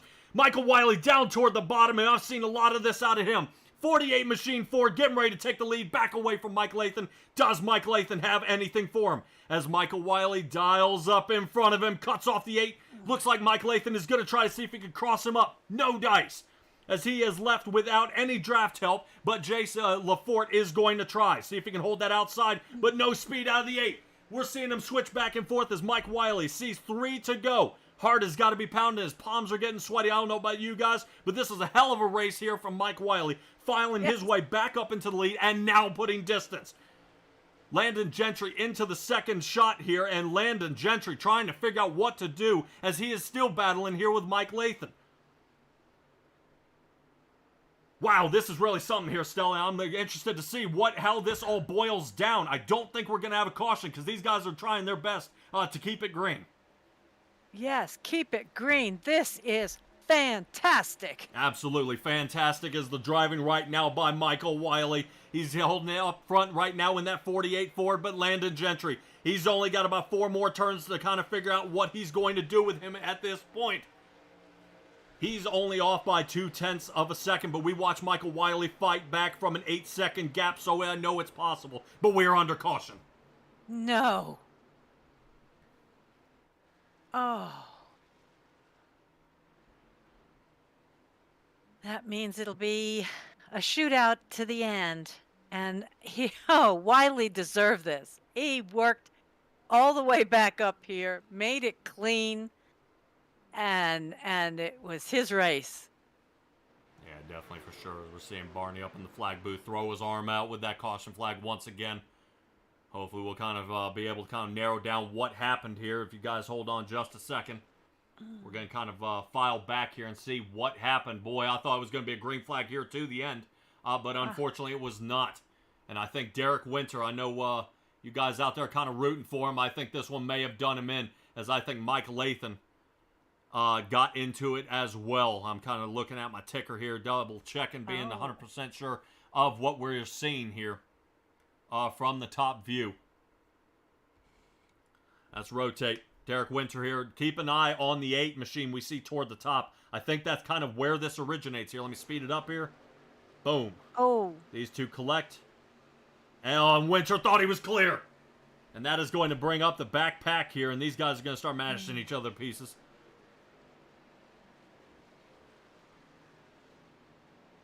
Yeah, Mike Lathan, you saw even after that spin, was able to survive up into the 11th position. That's the one that sometimes gives me a gray hair or something. When you see the one that starts it, and he's the one that walks away, smelling like a rose. All right, now if you want to talk about a peculiar situation here, yes, we have everybody coming down pit road. Everybody. Okay, and So- Lathan missed his pit. Yeah, Ouch. he's gonna have to kind of renegotiate that. But I want you to keep in mind who hasn't pit at this point. So Robert Corzin, Charles Keller, Zach Ford, Cade Jones, Ken Couch, and Justin Coffenball. These guys have been in a lot of accidents and a lot of trouble Yes. this entire race. Did not come down pit. So now you have somebody like Stephen Johnson here, who is now 7th with a short pit of a 9.6 seconds. And Michael Wiley, who ended up making up that race, making up this entire gap here. Yeah. These guys have pit. Landon Gentry is pit. So right now the rest of the field has. Okay, so here, obviously, here's the situation. If Michael Wiley wants to win the whole thing, he's got 8 cars to pass. And he's got 3 laps to do it. It'll be 2 once we get to the line. I don't know if he's going to have enough time to heat up the tires and get it to tack up and launch.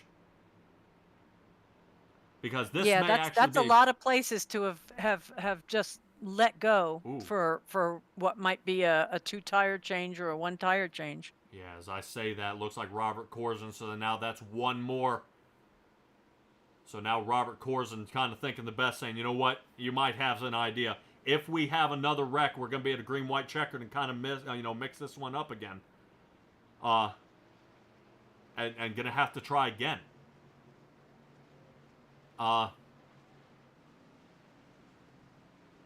Yeah, I'm kind of beside myself at this point. Zach Ford is up 27 positions in the 14 machine. Charles Keller up 20. Cade Jones up 26 positions as well. Ken Couch, we've seen him getting mashed to pieces all night. He was just mushed in the last one there. Yep. We saw him go down the pit. Yep. He's up 16 positions. Justin Coffenball up 7, and Stephen Johnson up 25.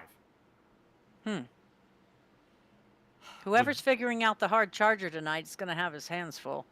Yeah, definitely for sure. If Zach Ford can go ahead and place 1, if Cade Jones wins it, it's definitely going to be a hard charger. And really hats off here to Ray Garcia putting on a great race here at Michigan. Unfortunately, he is back here kind of in that 17th, 18th area. But hopefully he is able to kind of work his way back to the front. I don't know at this point. That looked like it was Michael Wiley to the end. I thought that was going to be the race win, and that was going to be it. But this is now completely unfolded all the entire race. Now there's no rhyme or reason. There's no point, it's different. I don't know the guys who have pit on lap 200 what this does for the 6 to 7 cars in front of them. This is going to be a huge turnout right now, and you're battling guys on older tires up front looking to hold on as long How as much they older? absolutely can. They last pit on 185. Okay. So we will keep our eyes here on Landon Gentry, Michael Wiley, and as they battle their way back to the front. So watch out for the 33, the 48, and the 98 of Heath Rutherford. These guys all pit, and they're now battling against these guys. So once we get past turn 1 and 2 here we go. They're really going to open it up. So Michael Wiley, here we go. Here's that 3 wide condition. Oh, and he turns the 31. Justin Coffenbaugh is now around. Michael Wiley back to the 9th position. Yeah, it looked like it was kind of trying. It didn't look like Michael Wiley was going underneath the white line or the yellow line to kind of fight it here, but I think we've got a front pile up here. Here we go. Yes, we do. Who's survived here so far? Michael Wiley still fighting toward the outside. Landon Gentry has the lead. We have Please a give me a caution. different. Dang, that camera angle's garbage. But we are back under caution, and really, this is going to work out good for some of those drivers. Michael Wiley is dialed back to the 13th position. Look at Ray Garcia Ray. here. Yeah, Ray Garcia here fought his way up into the 12th position. He had to touch Touchton. Yeah, we'll see where Michael Wiley ends up placing. I think he'll slide up, probably up into that 6th position, somewhere around there. Now, I know these guys definitely contact. There was contact made. And I think I would probably say the 08 of Couch got caught up in another one here. Man, Yeah, he just he is not getting a break here. he's wearing the magnet tonight. Yeah, here we go. From the outside, we see Couch in the 4 wide condition. Yeah, looks like Zach Ford there on the bottom getting most of that shot. Landon Gentry just squeaking by. As Couch And here here he comes- comes and late just squeaking by. Oh, wow. Now watch Mike Wiley back there in the 48 kind of following that 123 because that giant chunk of cars are missing.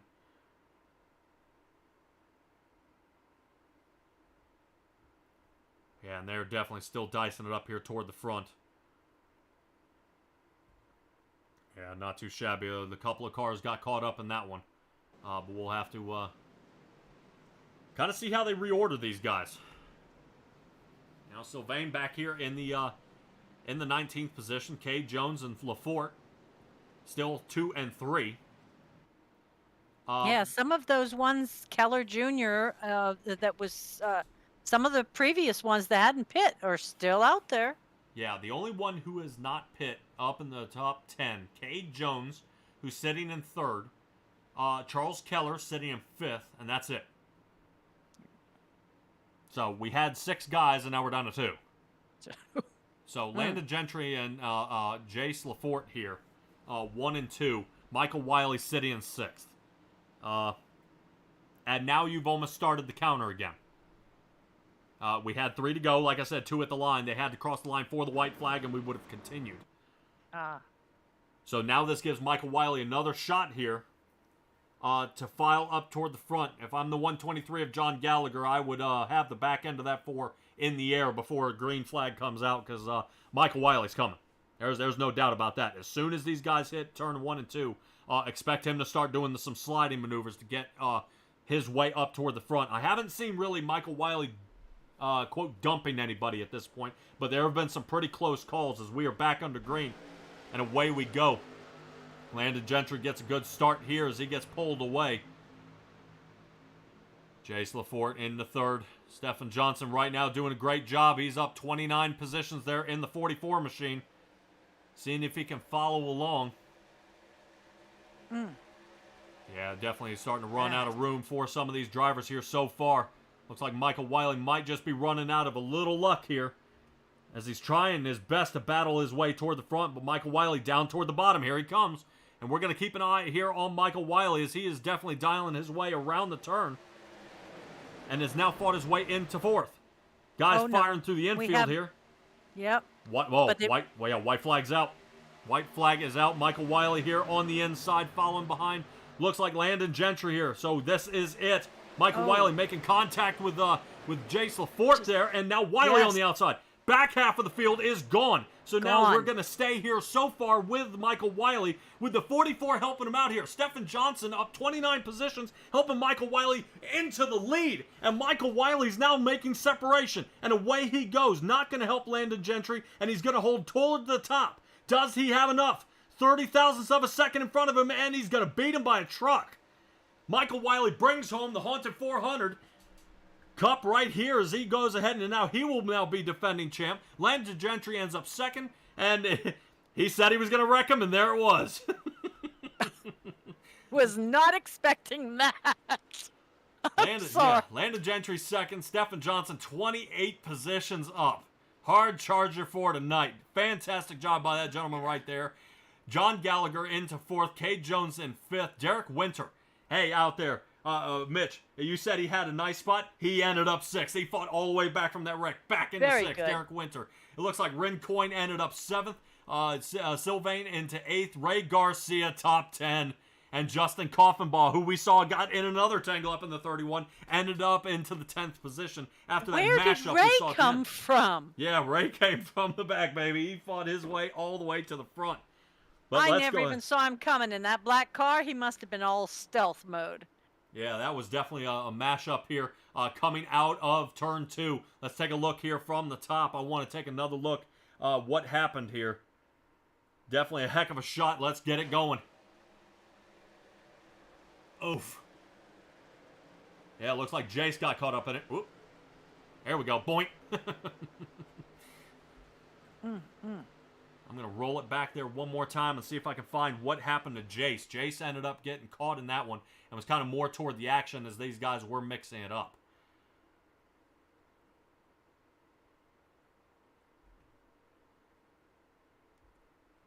All right, here we go. Yeah, looked like Jace got loose. Then started collecting the field. There's Ray. Watch him. Whoop. And see Ray continues going, so he survived. Yes. Yes, Ray was able to continue, and he got a solid finish here. Still in ninth Top position, especially 10. not being able to qualify. Not too shabby here by Ray. Let's take another look at Ray Garcia here in the 00. Boop. And, yeah, just holding on to it. Wait for the car to self-heal. Boop, right there. And now he's going to take off. Oh, another shot. He couldn't get to the end without a crinkle. Yeah, he was still hammering Sylvain there, who ended up getting the best of him for that 8th position. Excellent job by all these drivers here so far. Guys, don't go away just yet. We're going to go ahead and pull all these guys in and have a chat with our winners. Right now, let me tell you, Michael Wiley pulled a rabbit out of his hat on this one. This was an amazing, an amazing race here by him. I can't say, like I said, I don't think he dumped anybody, but that was pretty close on some of those calls. How close he was getting to where they were. I know he definitely doesn't mean any harm, but man, he battled his way up toward the front and got it done. Definitely a fantastic job by all these guys here so far. Let me see if we can go ahead and chase these guys down here. Let me see. We got Landon Gentry. Let's move him here as well. Interview waiting. Interview waiting. And where is Stefan? I need to find him. I do not see him. Yes. And Stephen Johnson, if you are listening to the deal, see if you can join me here, bud. We want to have a little chat with you about how you survived that the ending here. Landon Gentry, we'll have a little kind of a chat with him, kind of what how this worked out for him so far and how we was able to kind of capitalize on the rest of the race.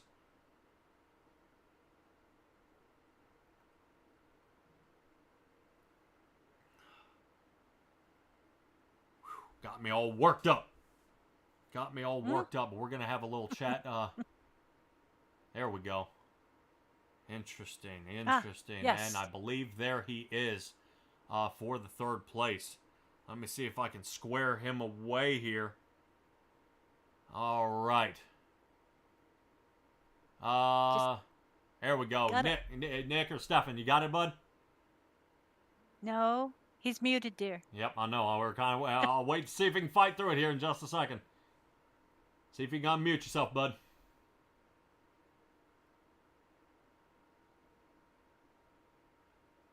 All right, you there?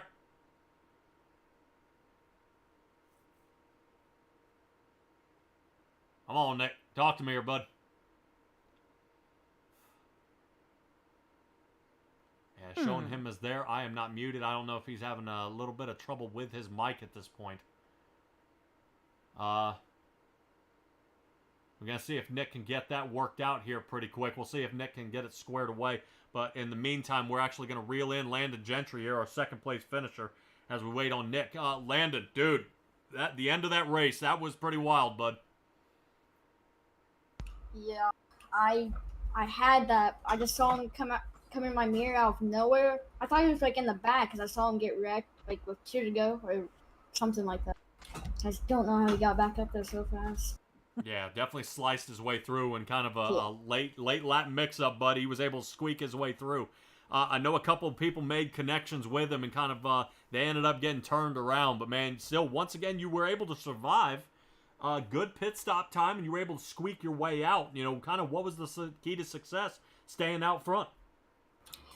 Awesome pit strategy and awesome teamwork with everyone. All right, bud. Yeah, I know. Michael Wiley seemed to just be on a tear here. He wasn't sure. I can't believe where he came from. He was in the back, 14, 15 spots and fought all the way to the front and was able to squeak through some of those.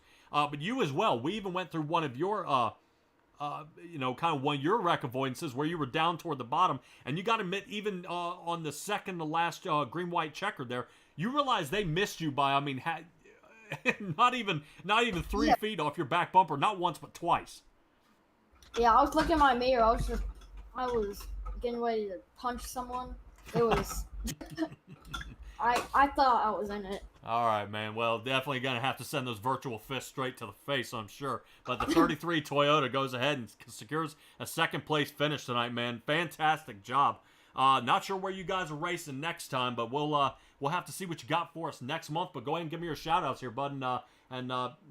Yeah, we'll get you on the road here and get practicing with Ray. I want to give a shout-out to, obviously, Ray and the entire Big Show. I'd like to shout out my TikTok, GreenCat3316.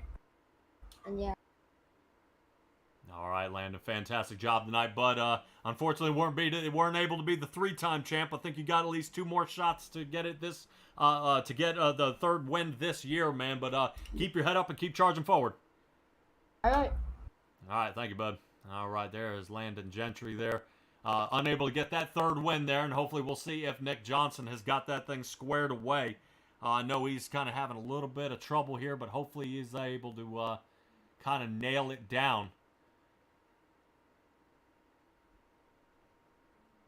Not sure at this point, but I want to make sure we go ahead and I think actually Stella's down there trying to see if they can go ahead and get that get it squared away for him. We're actually going to get our race results for all your favorite drivers out there, where they were ended up tonight. Definitely big switch up there. Scott Patza down into the 19th and Heath Rutherford in the 18th as well. Definitely bad for them. Hate to see that happen. Jamie Shaw in the 15th as well. Trying his best to get it squared away. Just some guys just kind of got the back foot here. And Travis Turnmeyer, I think, like I said, he ended up getting disconnected from some of this as well. Down 84 laps, some guys ended up getting not exactly all the cars. We did have a lot of cars out here tonight. Great turnout of 33, and Anthony Shook. Man, not quite sure what happened to him there in the 33rd position. Yeah, I just to update you, I went into the interview room and I was unable to be able to talk to number 44 Johnson, and I was able to talk to Michael Wiley, and he said he hadn't heard from him all race. So we're not quite sure what if he's got a mic situation. Oh, here he goes. He's in the chat, and he says his mic is not working. All right, So- well, hopefully we'll be able to talk to him as long as he can place another solid finish here next month. Hopefully he's able to get that mic squared away. If that is the case, appreciate you updating me there, because that is immediately going to slide us to Michael Wiley, who ended up getting the entire race done here. I've got so much to ask. I've got so much to ask here. I mean, that was absolutely amazing here by Michael Wiley. Let's take a talk. Michael Wiley in the 48. You got a copy? Yes, sir. I got you. All right. You did a complete sweep here tonight. Timothy Pope got close there at Charlotte.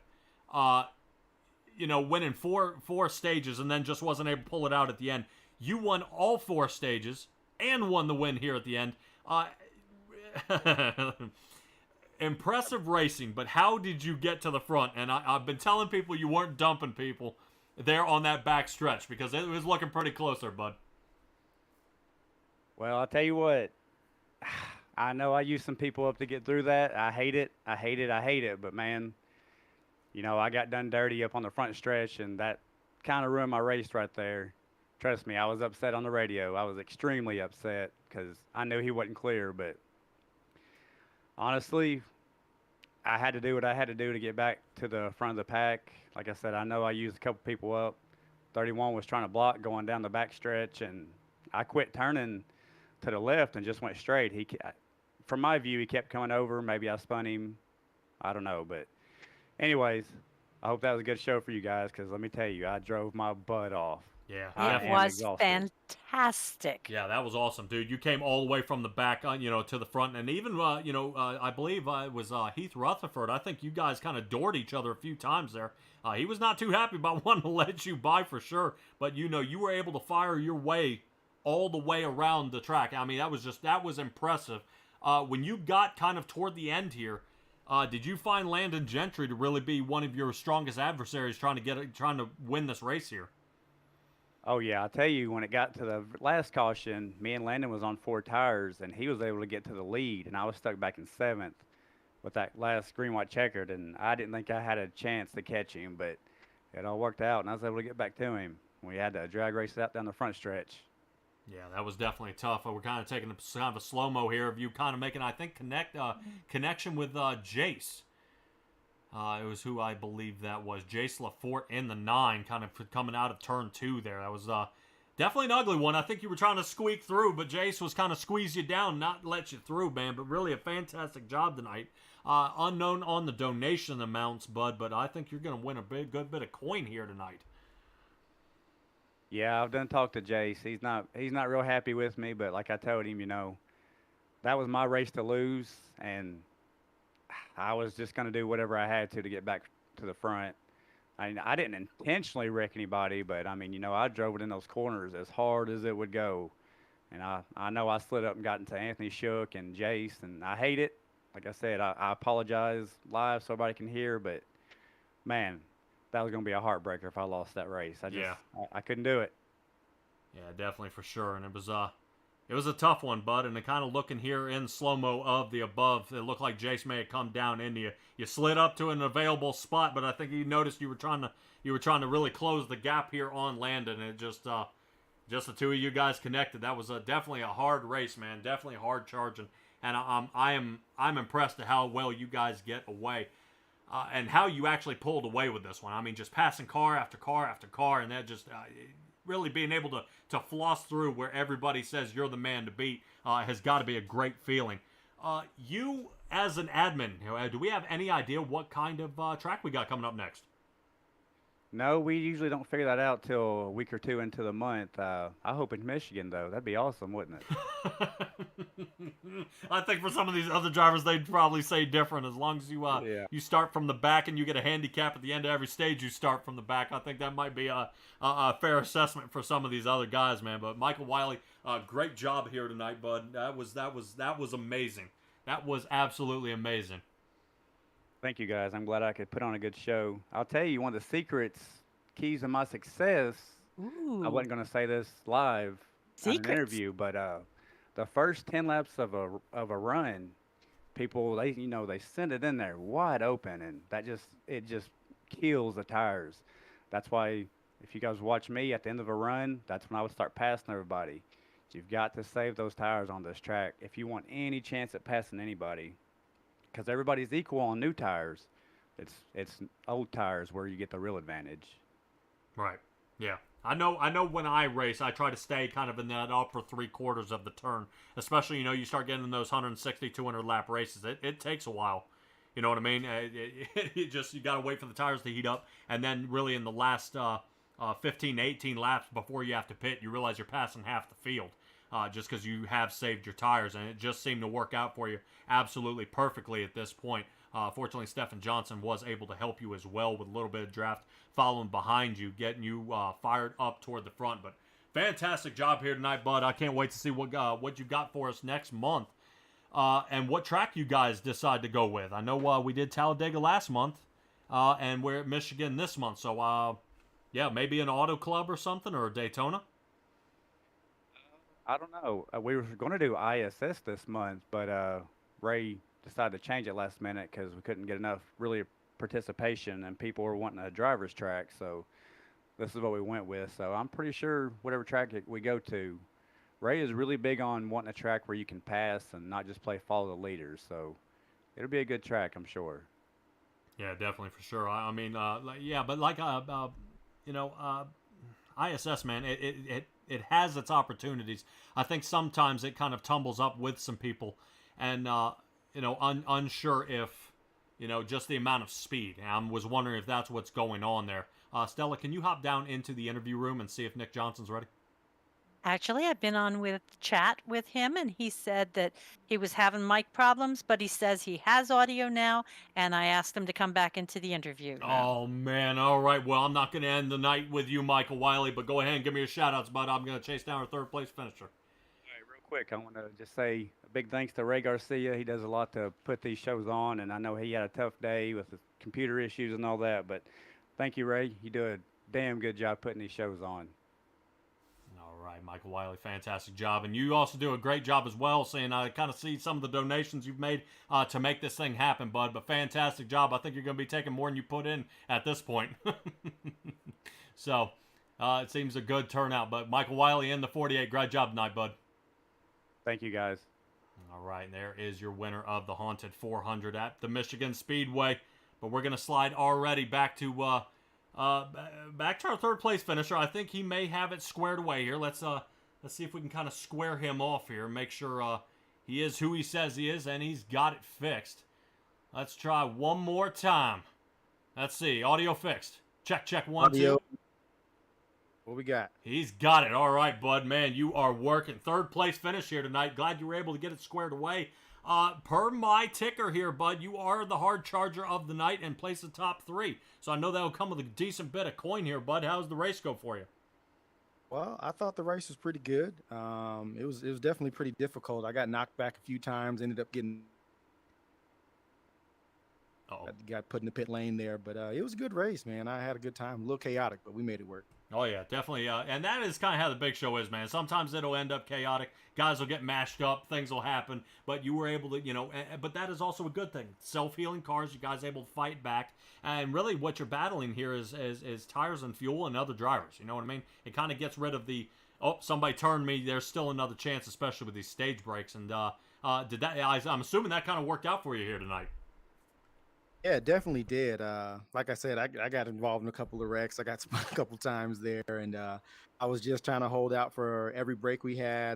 Definitely at the end, I was glad to see a couple of those yellows come out because tires were starting to wear out. I wasn't able to keep up that good. All right, man. It really, kind of what was the feeling there when you saw Michael Wiley slicing through between you and Jace there? When he slid kind of past, and you decided to follow him. What made up your mind instead of helping Landon Gentry? Well, I saw that he had a little bit more momentum there, so I just decided to go ahead and go on the outside. I was going to go ahead and try to push Landon because I didn't want Mike to be in the front. I knew from running behind him earlier in the race that as soon as he gets to the front, pretty much going to run away with it. We ended up putting a huge lead earlier in the race, so I knew that he was kind of the one I need to watch out for. Saw him sliding past, so I had to go with him, or I'm going to get stuck. Yeah, definitely, for sure, bud. And that was tough. But your mic is getting ready, I think, to kick the bit, bud. So I am going to wrap it up. Shout outs, quick. Yep. I don't have any shout outs. Just thanks to anybody who checked out the race, and thank you for Big Show and Ray putting on a good race there. I'd be a part of it. See y'all next one. All right, bud. Now, I was going to say, remind me or refresh my memory here before I let you go. Have you ever raced in the Big Show? Yeah, I have. I've raced a couple of races. I don't get to come around every time we have a race here, but I've raced a few. Yeah. Okay, excellent, bud. I was gonna say your name looks kind of new to me. I've been with the 10-4 broadcasting before, and here now at Simtrax with my own company now, and it was a new face up here in a podium position, man. You got it done tonight. Fantastic job tonight, bud, with the third place finish, and can't wait to see what you got for us next month. All right, thanks for having me. Alrighty, Stella, what a race this was here tonight. Yes. This was a blast. Michael Wiley coming from the back all the way to the front, just absolutely blew me away with being able to slice his way toward the front. I know a little bit of the kind of what he's saying there. There's nothing that was going to stop me. And to me, it looked like a Dale Earnhardt. I was just looking to rattle his cage a little bit, fighting his way toward the front. I don't know if he made any friends just from the outside looking in. But we will, that is yet to be seen. We'll have a kind of chat, with Ray Garcia here right before we let him go. And kind of get his insight and what we are thinking, kind of what he may have coming up here. And let's see if we can go ahead and grab him. Ray Garcia, I'm hoping I haven't caught you off guard, bud. No, what's happening? We're All right. We're doing some reviewing. All right. Well, I'm going to have to bring you to a screeching halt here, bud. You are unfortunately not the hard charger. You did come up 24 positions, though. But yeah, I believe, was trying. Stefan or Nick Johnson here actually got 28 positions. You were able to survive these last couple of pileups. Really, what was your look here out on the race here, bud? You know, it was a little messy. Guys at the back were just driving reckless. I mean, there's no other way to explain that. They were just driving recklessly.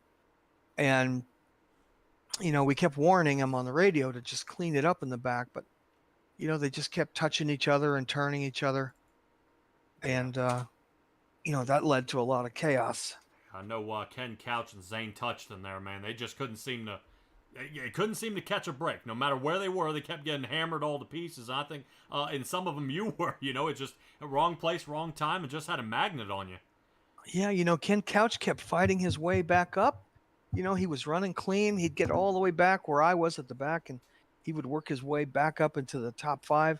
And for whatever reason, somebody just put a bumper on him and turned him around. And, that's a horrible thing when you're trying that hard and you get that far up and you get taken out. He would have been in first place, on that last one. He was on the outside, and he just made just enough contact to turn his truck around. Yeah, I think actually, right, correct me if I'm wrong here, Stella, I think he's the one who fired through pit road at almost 150 miles an hour. Yes. Yeah, I'm hoping you waved his black flag because he was avoiding a wreck, got clipped, and it rocketed him into pit road.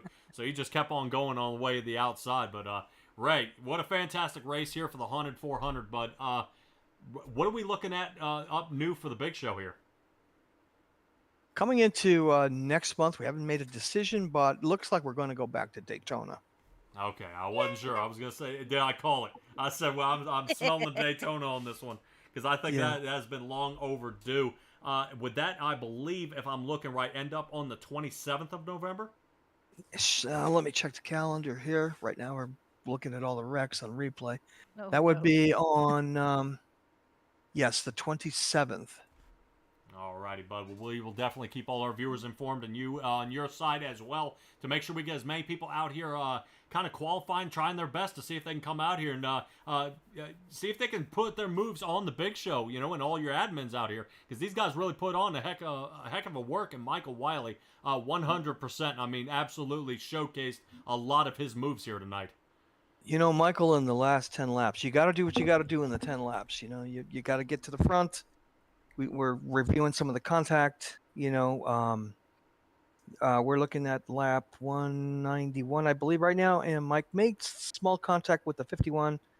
I was in 6th position then, and the 51 turned up and collected like 7 of us. So, Yes. Yeah.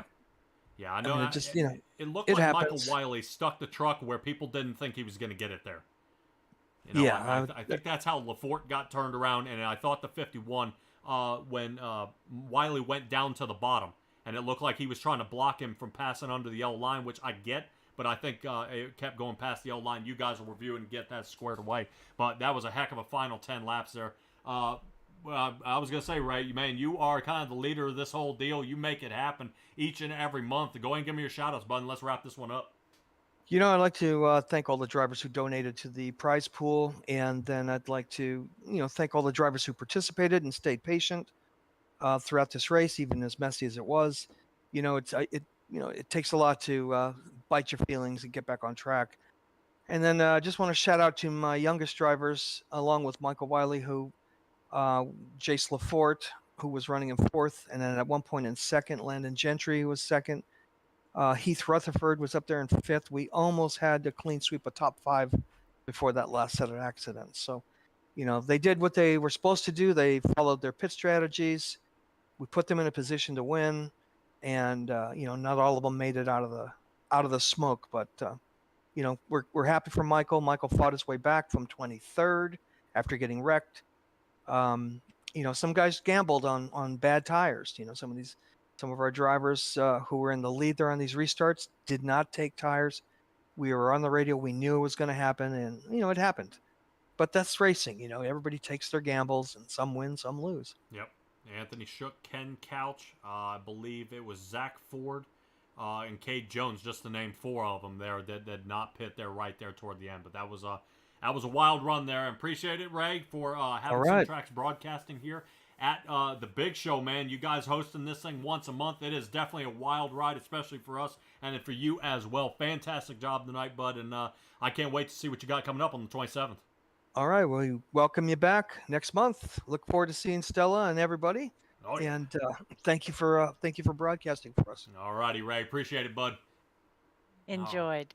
All right, really. And there is Ray. Guys, once again, appreciate you guys for joining us. You'll be able to find the replay of this race and even last race. Go to simtraxbroadcasting.com. You can even go to YouTube. I've got them all filed up with my wife doing a perfect job out there, getting those things squared away on the folders and everything else. That way you guys can you can easily find them. We'll have a few shorts of this race as well that are absolutely insane with what was happening out there on the track. But you can find what we've got going on all week, all the schedules and everything else. Don't forget to check out the Big Show in their Facebook and see what races they have going on. They have more than just the Big Show. The Big Show is a part of a whole lot bigger community. They're racing Xfinities, they're racing Arcas, they're racing trucks, they're racing whatever you can think of. They're making it happen, and you can find somebody to race with. But guys, once again, appreciate you joining here for Simtrax Broadcasting. Patrick Morrison here in the booth. Stella here joining next to me. We will see you guys next time. Be safe, be well, be kind. Bye, guys.